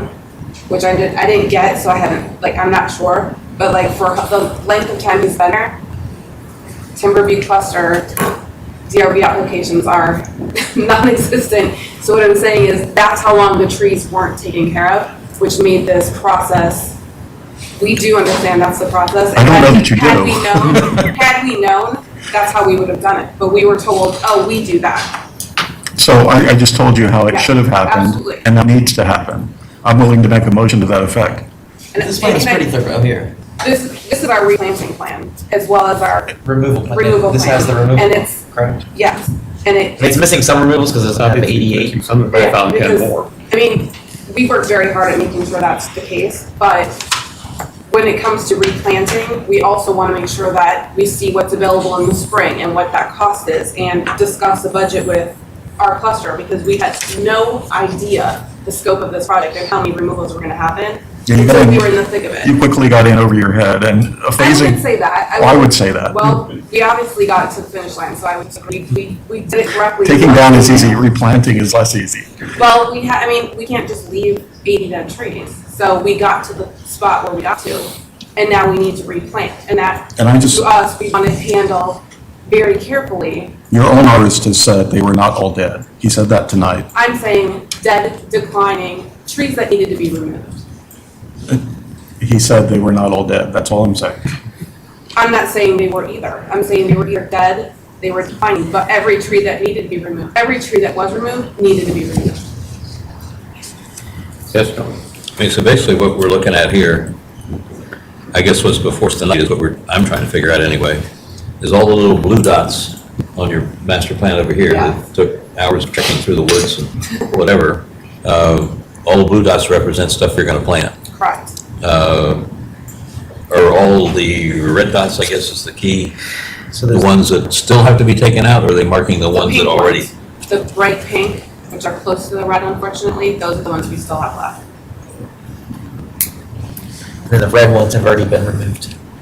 Okay, So there's the dark red ones, non-master plan trees that have been removed already, and then there's the light red. so some of the pink ones look like they're the driveway trees everyone's talking about, that were red maples next to the driveways, is that correct? They're the The red light, ones? they're light red, yeah. They're no, Okay. yeah, translucent red. Okay, because there seems to be, Light on it, look orange, but on my screen it looks like it's just a translucent red. like over in the bottom left there, you've got the light pink thing, look like they're all driveway trees, is that correct? No, those are behind their houses, those are behind the houses. No, you don't know. The ones on the driveway. He's talking about.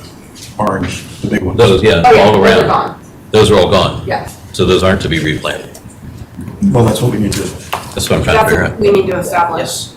So those are the Right. ones that still have to come out. No, No, they're gone. they're gone. They're already gone. Oh, I see, so you got that, and then in some cases, you've got a little blue dot near it, which means it's gonna be replanted. So basically, the replanting plan Neil's talking about is right here, Correct. what I'm seeing, Yes. without asking you to do it all over again. And then when you That's- go, if you scroll down, you can see which trees correlate with the numbers. So like 1 and 2 would be like the sweet bay Right, I mean, magnolias. that list blew me away, that was quite a lot of work. And I mean, if you follow it, it makes a lot of sense. It was definitely, I mean, it's well documented for sure. I mean, I can definitely understand what's happening. I guess the big thing that I'm worried about is, you know, let's say there was, I think 8 or so master plan trees taken out. And I know I drove through, there are some other trees that obviously are growing, you know, up above the driveway. There are some other ones that maybe are also in that declined state, but this doesn't really have what would be going back, basically. And I think, have you talked to an arborist about what an appropriate tree would be to put back in that? Those would be the appropriate trees, some of the But it's only going in some ornamental spots. trees. Why are some driveways getting trees and so some aren't?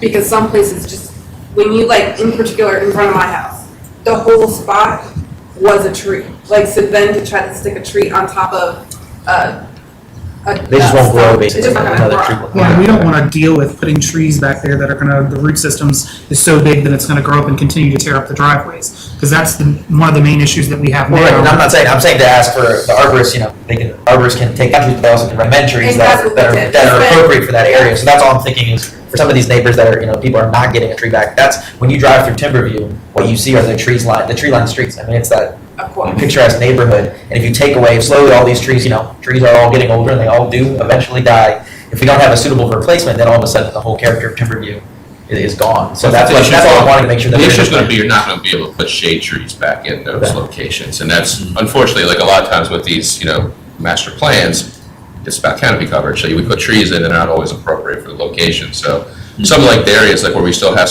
there's a lot of large trees when you drive through the community, we're still trying to preserve and keep healthy. So there's still a lot of the oaks in the neighborhood. Some of the maples may continue to decline and have some problems, and eventually will have to be removed, but we cannot put a maple back in that location because we know in the future it will have a problem. So I mean, I think the ones that we can save in the more open areas, some of them like in more lawn, not actually between the driveways, you know, we'll still be able to eventually put back some shade trees in those locations, but between the driveways, it's just not gonna be realistic for the, you know, We don't think any infrastructure. type of tree could go back there. Not saying any type of tree, I'm saying any kind of shade Right, tree, right, like you're right. saying the characteristics of So the I drive, see, when yeah, it you looks see like- those really big trees, those won't be the ones you put back in the driveways. You're suggesting like an eastern redbud for one of the replacements. That's a type of tree that That's could the kind of grow tree back that you in could put that. back in a location like a driveway that would be. Yeah, so I think what we're looking at here, it's a work in process. And to me, I'm looking at the plan that you all have, and the question before us is, do we approve this with the 31 trees or 17, whatever the number was, and the replacements that are shown here? After you do that, you may come back in 2 years and say, we got to do so, or whatever. I mean, I This hate is that. going to be a continuous project. It's got, yeah, that you may It's just not ending. define 30, I want to be clear that if you find 20 more trees, like say every time you walk through, you find 20 more, you come back to us and say, here's 20 more trees we want to take out, we can then add to this. So right now, we're just looking at this, 31 trees that have already been looked at by your expert here, your arborist, and you've looked at it over and over and over and over again. The majority of your neighbors are all in support of this. And I think, given that, if we look at this as a snapshot of where we are right now, I think, in my mind, this is approvable, and it may generate more every time you walk through the forest. You're going, oh my God, there's 10 more trees.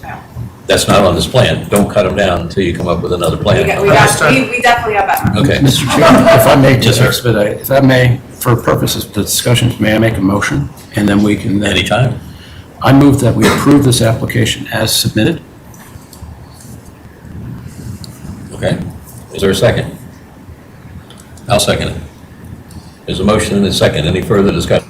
Someone asked earlier, the service berries in the property, what does the dashed line represent in that graphic? Is that a property line or? That's the property line. So the service berry aren't on your You property? know, we're gonna put those where the other ones were, it's just you couldn't push them in there on the map. So on the map, they're off of our property line, but in reality, we'll put those in the correct spot within our property line. It's like a hill. Those are I don't original. know why it wouldn't be there. It's a slope. Yeah, they're original trees and they really keep a nice barrier for the people, but that's where their backyard backs to. So we do want to put something appropriate that's going to make that barrier again for them. Well, you're proposing service berries back there. I'm just asking, if they're not doing The it service now. berries at the tree, it's just that these have been over mature now, and if you look at them, they've gotten really leggy, and a lot of them have been declining over the last decade or so. Yeah, also, just commendation of the amount of time it took you guys to do this. And you all, in my mind, are the experts here because you've been out there in the forest, wandering around, finding all this stuff, creating this drawing. I mean, the list of stuff you got with the photographs for each and every tree, what it's doing, whether it's staying, so on, is incredible volume of work. And I don't think we can ask you to do more at this point. And if we approve this, it's what we got right now. And I think it changes, has to be something else comes back. I think that's what I'm saying. Yeah, could I follow up on that? Yes. I agree with that wholeheartedly, and that was confusion, because I don't think it was intentional, but I think one of the messages I received was, we're not so sure if this is the final. Oh, that's true. Okay, so, but my point is, for the purposes of approval, it is going to be approved, and it is the final until you come in and amend it. Perfect. Right. That's what I wanted to Right. make sure we understood. That's what this thing. We understand That's what we're approving. it may change, Yes, but we have to start absolutely. same baseline. Absolutely. I'll reiterate that my motion was to approve what has been submitted. I'm happy to amend any changes have to be resubmitted. Perfect. May I just mention that there are trees that have been removed from individual member properties. So if that impacts the decision in any way, because I know you have the bylaw change, but how does that impact this decision tonight? Will those residents need to apply for the trees removed from their property? Properties. Ultimately, the trees are gone, and so, yes, we'll need to put the paperwork in, but that's a homeowner versus cluster issue at this point in terms of damages, and not something we need to necessarily be involved in. Cool. Basically, planting anything is always a positive thing around here. I agree. I just needed to know for our work. Yeah. Just following up on that question, are we being asked to approve any removals on individual homeowner's property versus cluster property? You are. Right now. You are, With this plan. with this plan. Yeah, like I was looking at like tree number 67 is one that I saw that it looks like it's a main master plan tree. It's right in someone's front yard. As soon as you come to the community, it says it's a dying maple. I don't know how dead or alive it is. It's on the decline. I'm not an arborist, so I don't know. But there's no replanting for that one. So in my opinion, the replanting plan is not adequate, in my opinion, based on kind of, at least for some of those main master plan trees that I feel should be replaced a little more substantially. Well, we could once certainly planted. ask, the replanting of certain areas, whether it's the 4 dogwoods that was mentioned or something like that, we can do that as, I'm trying to put a bookmark down somewhere that says what we got here is something we can approve today, right now. Right, yeah, no, I mean, I think the plan is definitely close. I just think there's certain, the trees in the woods are great. Those are slowly going to die, but then there's going to be little smaller ones that feed in. Those I'm not too concerned about. It's really the master plan trees and kind of losing that character that I talked about earlier. So those are really the main ones that I feel like aren't really well represented on the replanting plan as it I is. will say too, when you look at this map, obviously I kept all of the trees, like it looks fantastic, all those master plan trees are in there. Those are not all there either. I mean, but when you drive through the neighborhood, it gives, it's called timber view, and we take that very seriously, and we certainly, like, all those master plan trees are not there. Majority, I drove through today a lot of those are all there. A lot of them are growing, it's weird, they grow out of the ground. There are some trees growing out, which should not be ideal, I know that. And I just want to have a plan in place. So I think the plan is close. In my opinion, I'm just saying I wish it was a little better, that's all.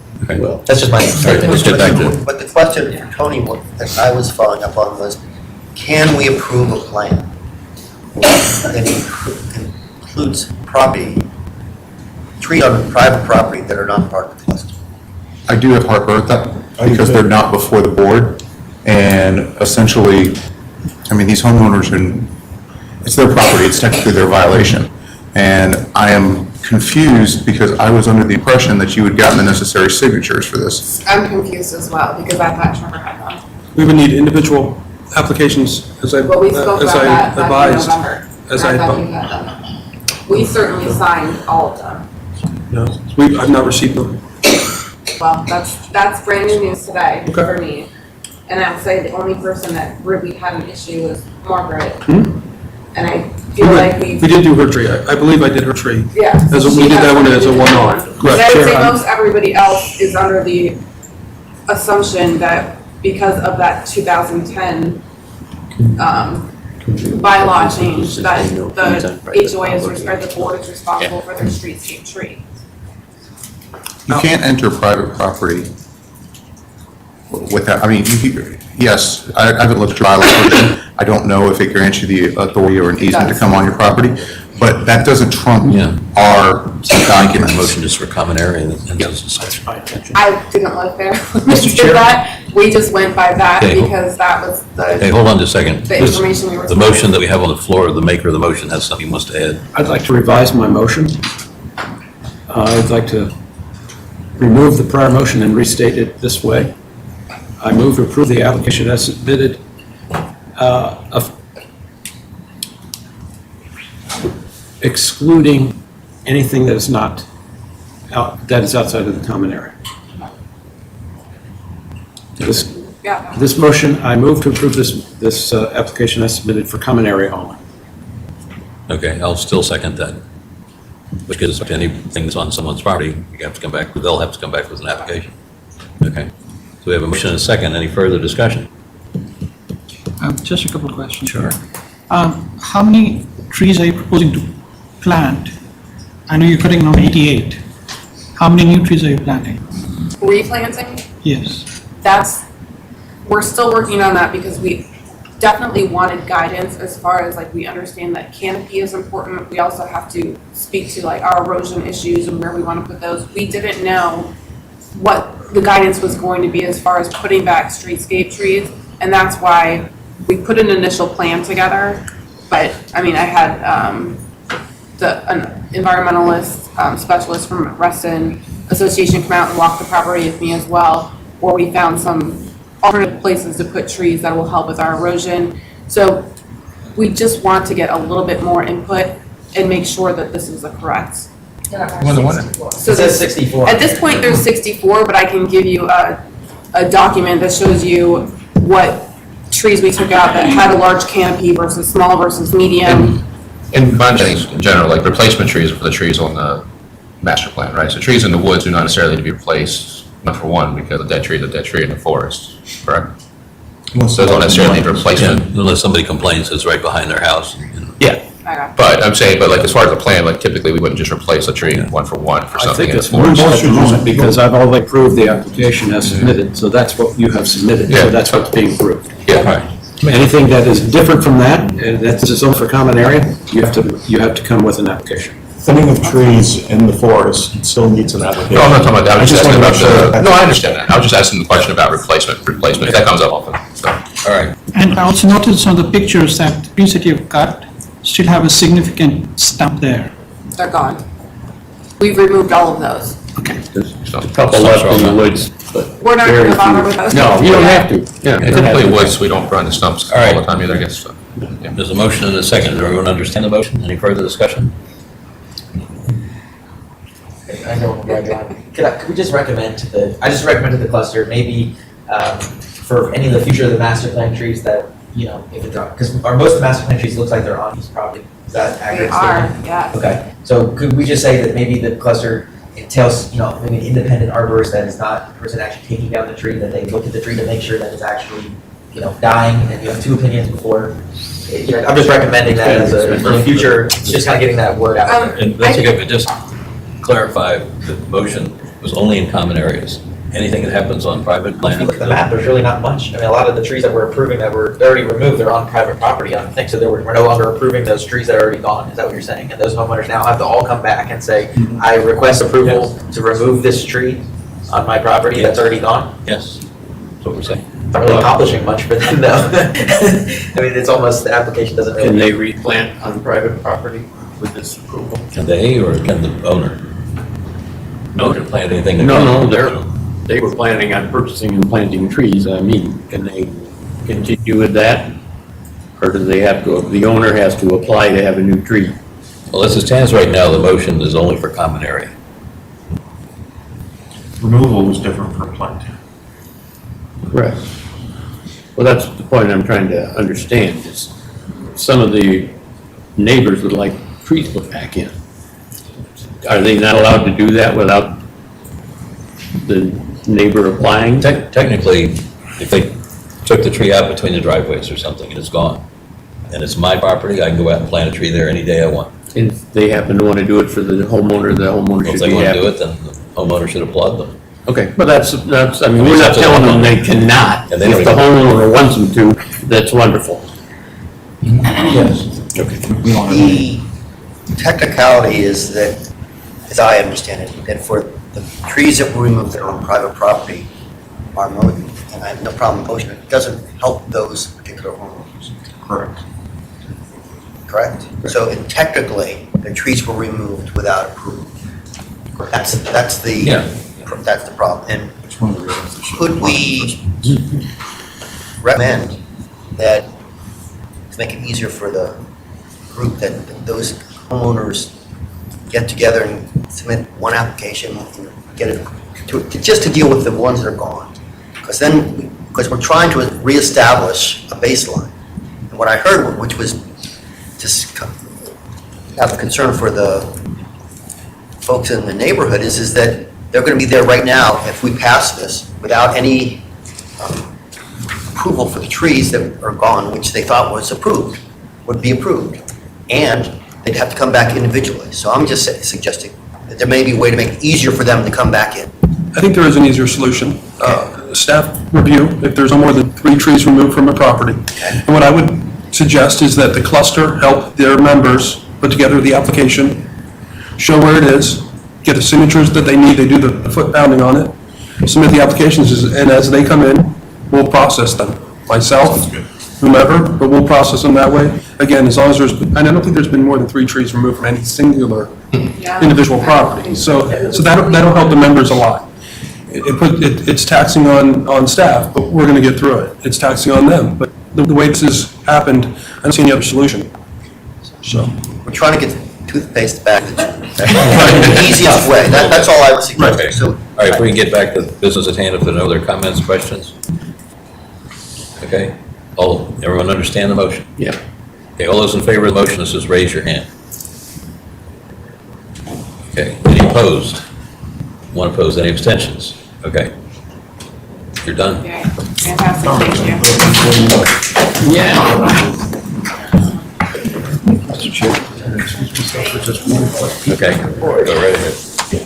Well, timber review clears the room, we're gonna just hold on for a minute.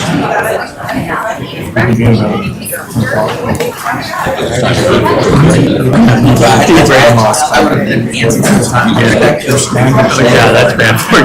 Maybe. I almost did it just now. You caught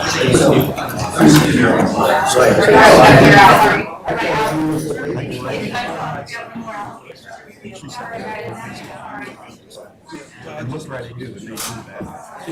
And we know you're not. I'm trying to, that's been the deal with the left.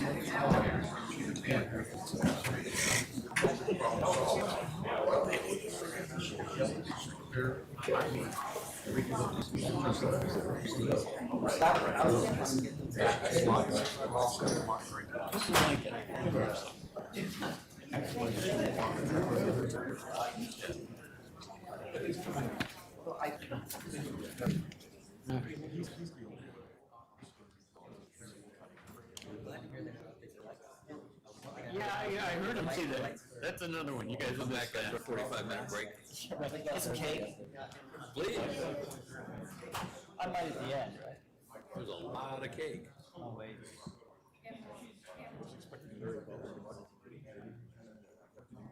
Yeah, I'm surprised. So thank you for your service. He's the one that signed this application. The yurt. Affected parties. 3 locations. One affected party, one is right. So that, this one.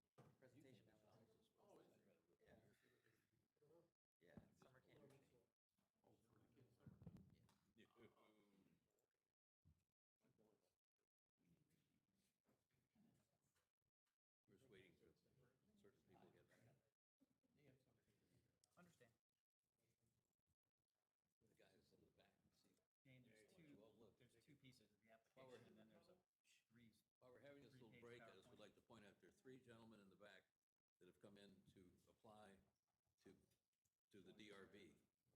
Raise your hand if you're here. There you go.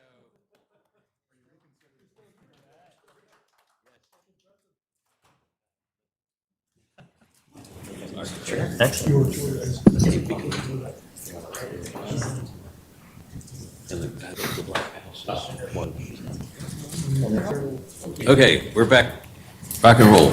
Mr. Butler. Thank you, Mr. Chair. It's a pleasure to be perhaps your last application for a while for. You know you should have waited another month for this one. But I also want to personally thank Richard and Neil. I mean, I've been coming to DRB meetings as long as you have and beyond, so it's been fun. So I thought for your potentially last application, let's make it a fun one. Ooh. Right? Now, some of you. You have another application we don't have, huh? No, this is great. Some of you may remember, there was a roundhouse in Reston. See, this dates me. Cool. So it was about 500 yards away from Brown's Chapel over by Cameron Crescent Apartments. It was one of the original, visitor center, and then it was used as a community room and a child care. It's torn down around 1990. And so there was a roundhouse in Reston before this application, and this is not a house. So what I'm here to talk to you about is a yurt. Part of the board-approved new initiatives for this year is to optimize the use of the lake house. And right now, we have to turn away a lot of member requests, organizational requests, in part because we have camps there in the summer. And so what we're proposing is to place a 24-foot diameter yurt on the site of the existing pavilion. It's already a concrete pad there. It's close to power, which is behind the concession stand. And basically use that for teen camp, which is 24 total campers. In addition to that, we'd like to move that pavilion over in between the basketball court and the playground, which is just across the parking lot. And that number 2 up there is actually a little far north. We would put the pavilion over there much closer to the parking lot than is reflected where that number 2 is. But the number 1 is where we are applying for the yurt, which is surrounded by trees. And for those of you who are familiar with yurts or have ever been into a yurt, you typically find them surrounded by trees. And so we think that's a really appropriate location to place this. It will be a day-use facility. That parking lot does not have lights, and so we see this day use only, certainly for the very, as far future as I can see from this, because we don't have plans to light that parking lot. And for those of you who have ever been up in there, it is a very dark parking lot. And the top of that parking lot is even dark when Browns Chapel 1 lights are on. So again, we're proposing this as a day-use facility with the pavilion in a more southerly spot for number 2. We did have an alternative to have the yurt or the moved pavilion down by Browns Chapel. I actually think the juxtaposition of an antique chapel and a yurt, some might find that really interesting. I think it's maybe a little odd. That's just my personal opinion. So that's why I think number 1 is the preferred location for the yurt. And then the pavilion in number 2, or perhaps down by the actual chapel.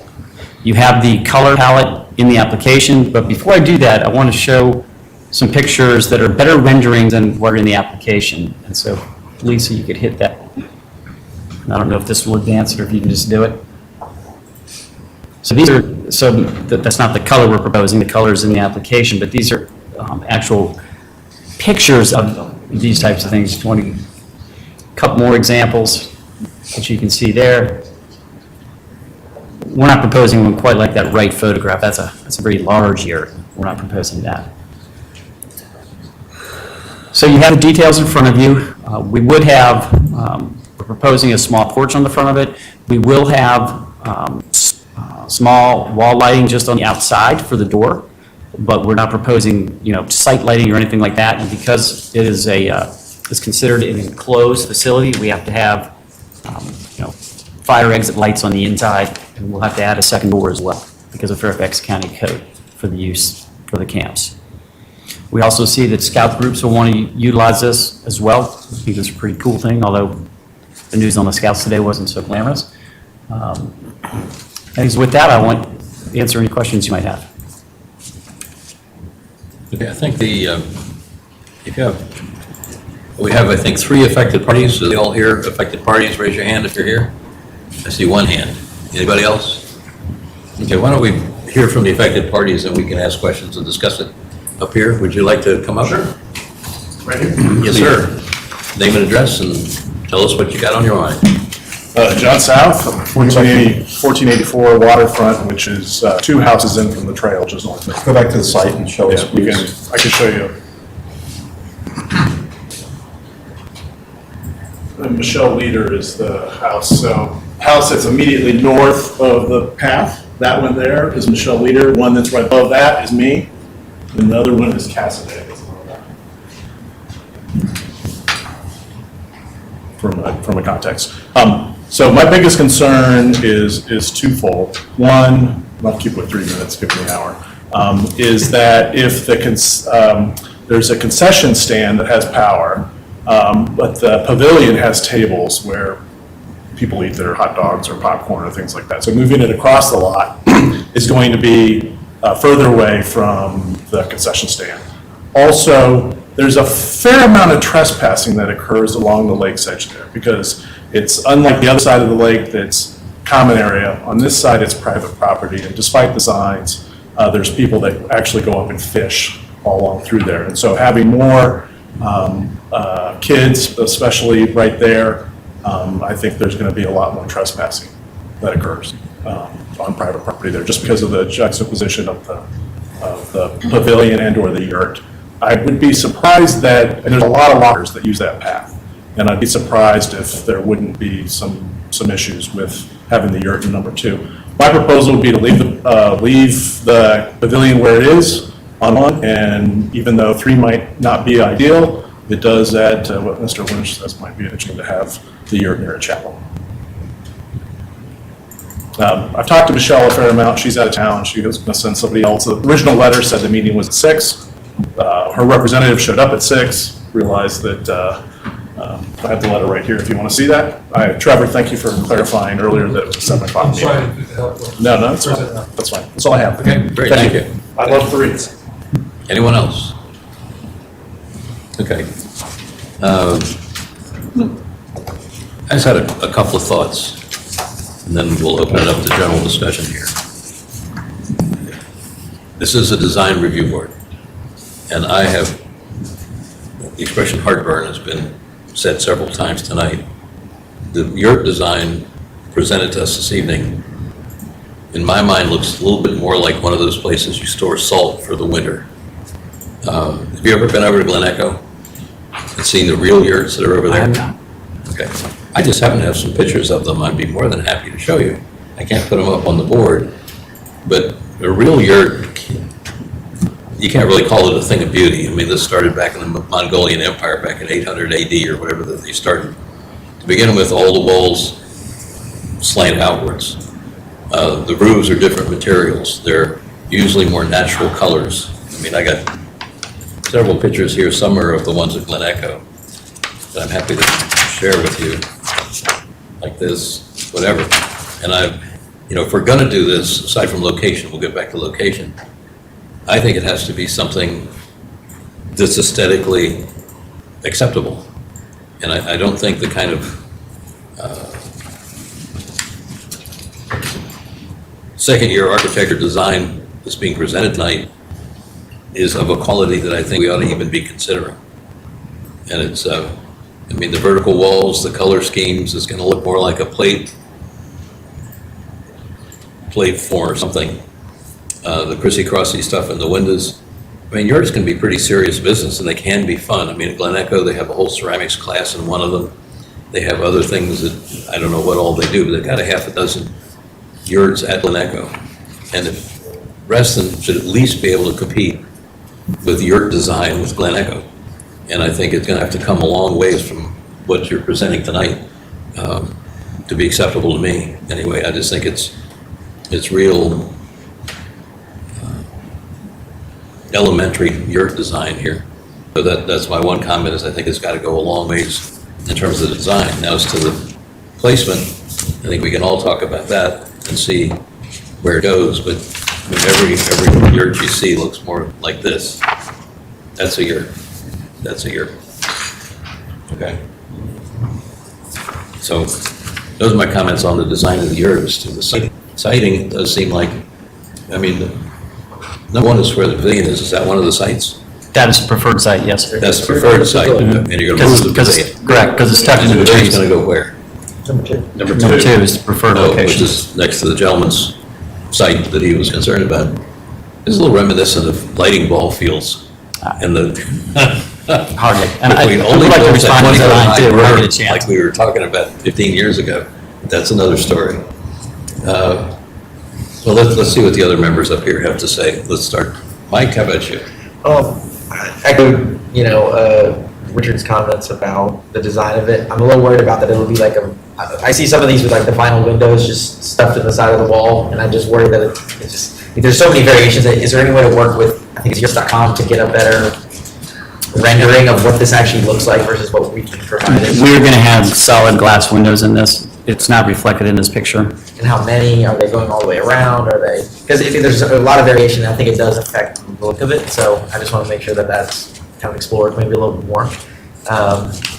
And then the colors, I think the issue is the colors part of the issue is the material, because it's like a fabric. It looks like almost like a tarp laid over top of this thing.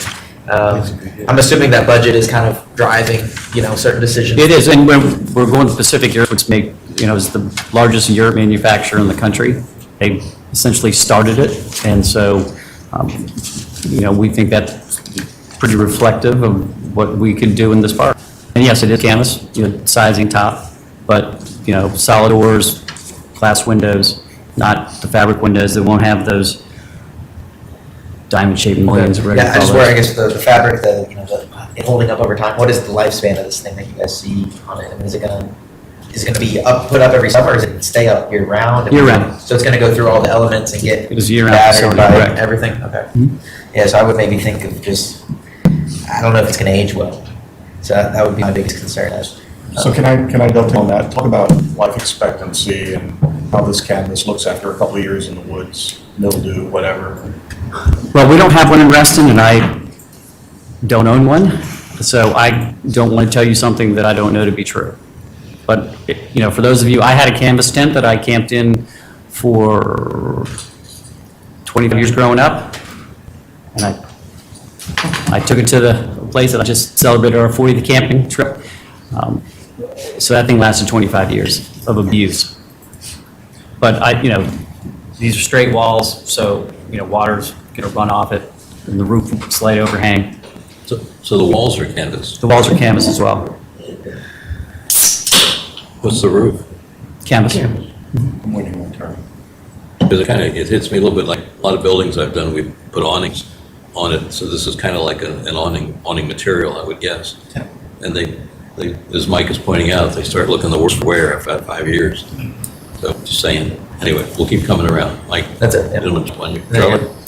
No, my only concern is the fabric of, I lived right across from high school and nothing's sacred. They would destroy that in the first week. And I don't know anything about the neighborhood and where it's going, but vandalism would be my biggest concern, that, as you know, nothing's sacred around the high school. Yeah. Nothing a good pocket knife couldn't fix. Yeah. Neil? I'm still a little confused. What is going on? Why do you need this? What's going on in it? The plan is to remove camps from Lake House, because they're up there during the summer, and we want to optimize use of Lake House for members. We're turning away a lot of business, quite frankly, a lot of revenue, because we have campers in there, and campers leave at 4:30, people can't get in there and set up for an evening event. So we want to move that camp presence over to this site. And that's summer camp, what is that? Summer camp. And so how many months a year is this used? There would be 3 for that, but we see it as a daytime rental too, for clusters, scout groups, et cetera. Not unlike they can rent the open air pavilion right now. So go back to the photograph you just had up. I like that one. No, yes. So and the pavilion there is concessions and stuff? Or no, that's not. Where it says option 1 right there, that's just an open air pavilion, and that's the site we're talking about. What's the building right there? The concession, well, it's called the concession stand, but it's basically bathrooms and storage for camps. Reston Baseball helped pay for that years and years ago, but they don't use it as a not in that concession. picture? The pavilion is existing right there. So what is the pavilion structure? Just open air, shingle roof. You're gonna rebuild it, you demolish it and rebuild it? We're actually looking at moving it, rigging it and moving it. So I guess where I am with this is wanting to have an RA Parks and aesthetic at this park, at this brick area. And it feels like it's becoming a hodgepodge of architectural pieces when you put this canvas yurt in. It doesn't feel, it feels like what I guess it is. It feels like a budget Band-Aid to open up Lake House, like you just said. But it feels like it's a real need. It wants to have a real piece of architecture and not just something that's not going to look very good in just a few years. It has the look of temporary. It has the look of, and that seems out of character with the other stuff that's up there. With the concession building that is clearly a little piece of architecture, even if it's not much, it's still got a little character to it. And I would want more than this for Reston. We typically do more than this in Reston. Well, Reston doesn't have a yurt, and there's certainly a little whimsy to it, Neil. I disagree. To use your words, but time out, please. It's not a yurt. The fact remains is that it's a park. It is a park where kids play. This is not, what do you make out of that? People come up here to play, and it's kind of an interesting thing. And I think we have a duty, I'm sure Trevor and the other Covenant staff, if the canvas is fading, we're going to be called out on it. We have a duty to maintain our properties. So I like location 1, which puts it right next to the concession building. That's been my train of thought. I'm not as opposed maybe as Richard. I agree it's not a yurt, but if I think of it as sort of a canvas building that has that's why I was asking how you're going to use it. If you're really using it like a building, like something that's on par. I mean, if these people used to be using lake house and now they're out in the canvas yurt. I don't know why. I was trying to get to why did you go to this solution? Why did you decide we need a yurt at Browns Field? Well, Hank and the other staff who were involved with this felt it was a really interesting way to solve a problem. Kids don't care, putting kids in lake house is a little overkill, frankly, for shelter. So putting them in a yurt, I think, is probably a little more fun. Are you going to air condition this thing? We're looking at putting a mini split in it. It's a tent. He's going to air condition But, it. initially it's just fans, and part of the reason we wanted it in the trees is because of the shade. Yeah. Well, that's why I was saying option 2 has no trees. That was kind of where I was Right. going with it. There's 0 trees there. Okay. Sanjay? My impression is that this structure really doesn't belong here. It doesn't gel with the surroundings, it doesn't gel with the existing structures on that property. Canvas, I know personally, if you leave it out 12 months a year, it has a very short lifespan. It'll become moldy in no time, no matter what. And then there is this whole issue of, I think, conditioning it. It's a sealed environment. You're putting kids in there in summer, 90 plus degrees outside. Inside it'll be really roasting. And how do you deal with that issue? It's air conditioning there. We're looking at that, and we know It we doesn't have show to up in come the back. application though. So I have significant concerns that it's not something ready for approval yet until they come up with a revised plan. Bruce? I have to say that I didn't envision that this would be a permanent structure. This was not intended to be standing fully around. I just misunderstood that because it looks like a tent. So I'm pretty much in line with what was said here. Okay, Ken? Yeah, I think I have 2 things. I think the proposed materials, I would not approve the proposed materials if it's canvas. I think sticking to something, I'll have to come back to that, but certainly not canvas. To me, a yurt is wood and they're natural materials. Maybe that's a budget issue. Because this looks like a prefab yurt that I would buy from yurts.com on Amazon. And it's a budget issue, I get it. But it just doesn't fit the character of Reston, certainly not there. I'd rather see you repurpose the pavilion. The second issue I have is moving a perfectly fine pavilion to a different location just doesn't make any sense to me at all. And so I would keep the pavilion where it is. I don't see the yurt going next to a basketball court. I just think that would be aesthetically unappealing. So I might suggest you revisit option 3 if the yurt is going to pass. But I would certainly not I would not tear down a perfectly fine structure or even move it for the purpose of installing a yurt. It just defies all logic to me. Just to add to that one comment, I looked at the definition of yurt this morning, and the first thing it said there is a portable structure. It's not the way this is being proposed to be used is essentially a permanent structure. And there's a big difference between the 2. Mm-hmm. Yeah. How big is the pavilion? It's almost, it's all 24 diameter. No, the pavilion. The pavilion. It's almost the exact same, but it's a hexagon.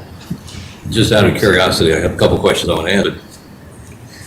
If we think canvas is cool, we could accept that.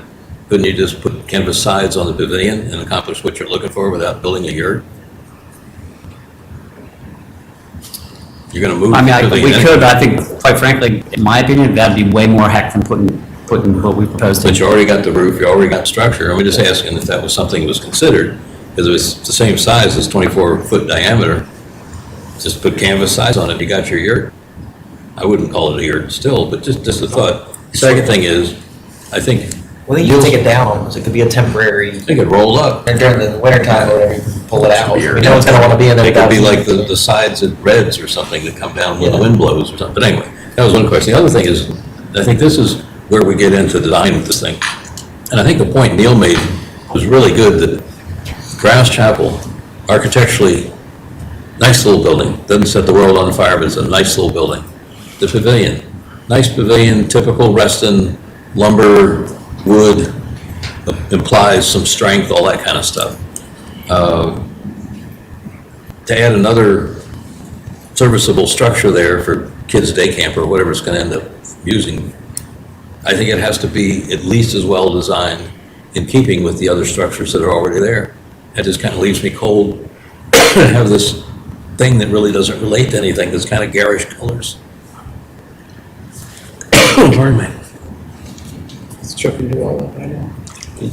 Yep, I'm talking too long. That was the second thing. Anyway, someone else talk for a minute.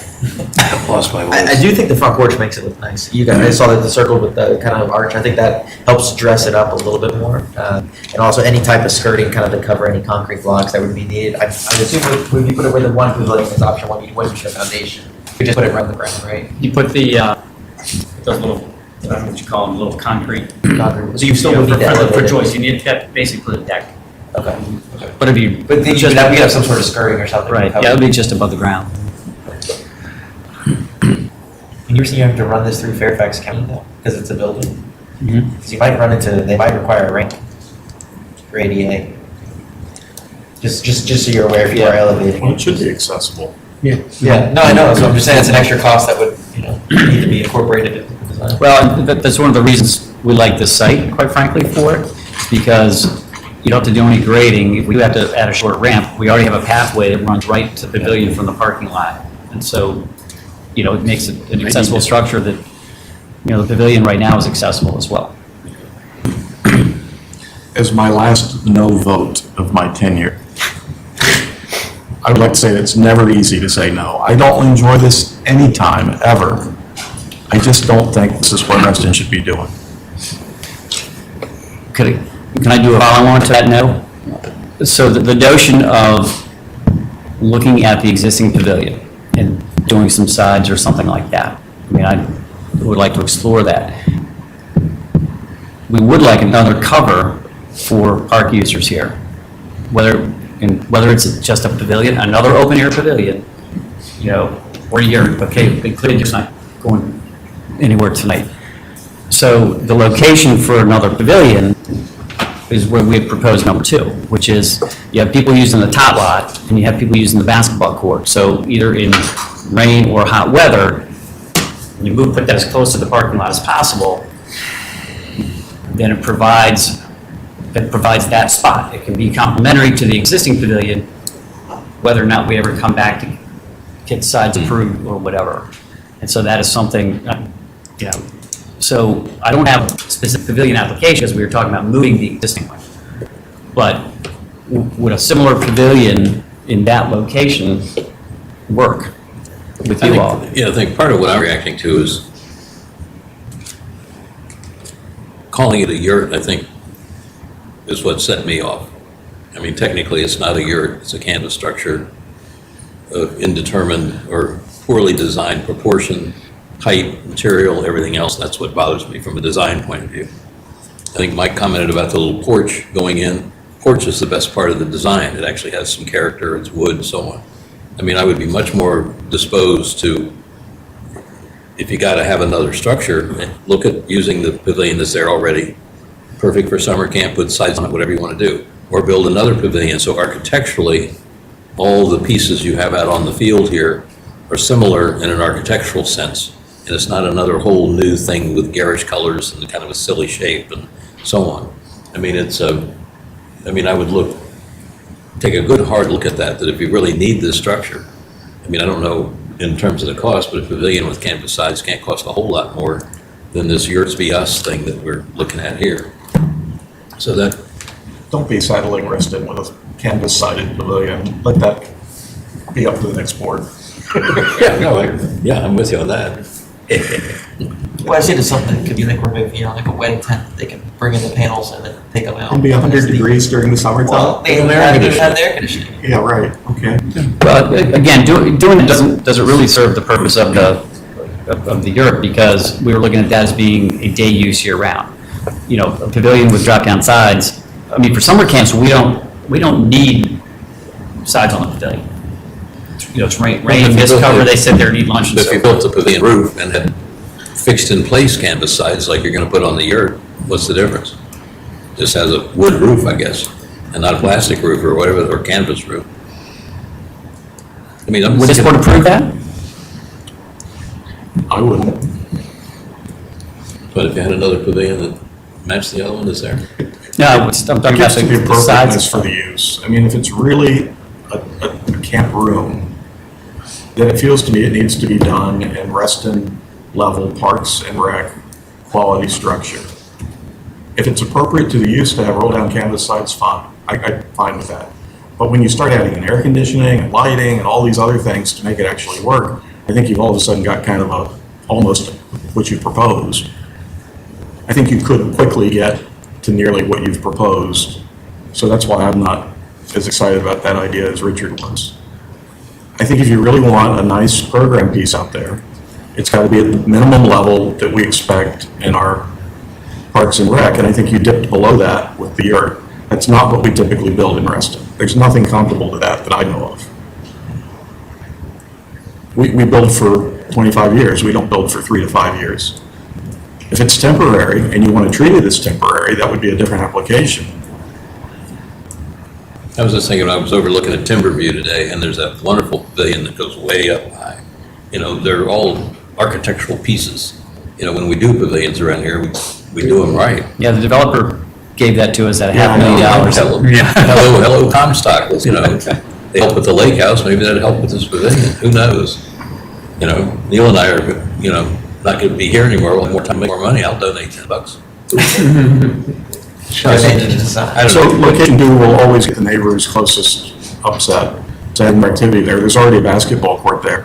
And if you wanted to build something new there, you know, this board can decide between the neighbors who don't want it and you that think that's a good location. And it'll be the usual things about noise and sound and wait, that's the same thing. Well, that's essentially what's in the application right now. So, I mean, I would ask you to weigh in on whether or not location 2, if it's pushed as close to the parking lot as possible, where a pavilion, which I know will have to come back here, would have to come back to full board, and, you know, if it's of similar, you know, not even as large, but of similar style to what's existing across the parking lot. I think closest to the parking lot it can get, so that the basketball court is still by far what's closest to the homes. Oh, it absolutely would be. With some additional trees and understory could be okay, but, you know, there's always something to react to. You know you're gonna get strong blowback from the gentleman and his neighbors. But Which rarely a thing we do when we don't get blowback. If you could reasonably make the case that it was no more intrusive than what's already out there, close enough to the parking lot, looked decent, I think you could make that. Get back to the other side, man. Plausible. And I'm not even here to vote on this. Showed all. That you guys have looked at, like, are completely possible. Many trees everywhere else, it is. Yeah, that one right there. I guess the lake. Yeah, it's the lake and the rest, essentially the rest is ball field, the woods between the dam, and that's all Yeah. I mean, if steeply you sloped. went, for example, if you went up to number 2, which Neil was sort of hitting and moved that close to the parking lot, then you've got almost a little vignette of the existing pavilion can stay right where it is. This new thing, which hopefully isn't gonna be a yurt, would be right on the parking lot. You got some room, you can do some screening behind it. And it's near the basketball court, it's not, the bathrooms are across the way, a little ways down. Straight across. Straight across. By number 1. Then you've got a little cluster of buildings that if they're all architecturally compatible, to me, you'd have a much more successful design overall. Okay, all that said, does anybody have a motion they'd like to throw out on the table? Tick-tock, tick-tock, tick-tock. I'll put a motion out there for discussion, and where it goes from there, I don't know, but I'll move to approve this as submitted. Is there a second?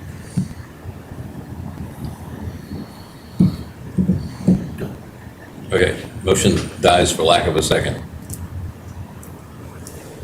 I'll make a motion that we disapprove the application with the suggestion of looking at the possibility of a redesigned facility, building, whatever you want to call it, in a more compatible, it's architecturally more compatible with the buildings that are out there. That includes the comfort station, or whatever you want to call that, the pavilion, and whether it looks like the pavilion or not. Anyway, architecturally more compatible with what's there. And so it's clustered up there all around the activity centers that you already have. And it might make the whole thing more usable, but I would pull it away, as far away from the path behind the number 2 up there, right up to the parking lot as close as you can. That's my motion. Is there a second? I'll second. There's a motion, a second. Any further discussion?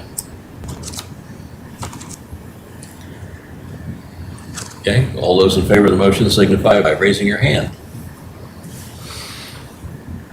Okay, it's unanimous. Thank you, Larry. All right.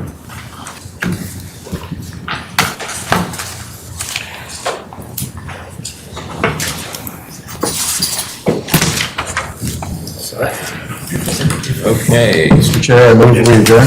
Now we have one other thing. Thorn. I had to figure out what we're doing about.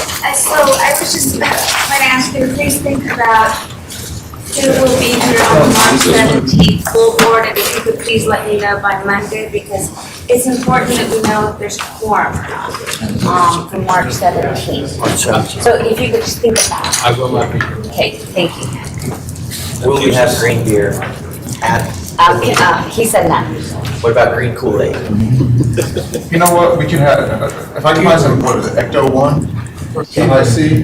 Yeah, or Gatorade or Kool-Aid? Anyway, that leaves you guys. All right, I'm here. That leaves you guys with, Ken can't be here, so you got 6 people. You have So to now I have got 5 per quorum? Or we go less than 5? Charlie will be here. Well, I mean, it's a long ways So away, 5. it's a whole month, I mean.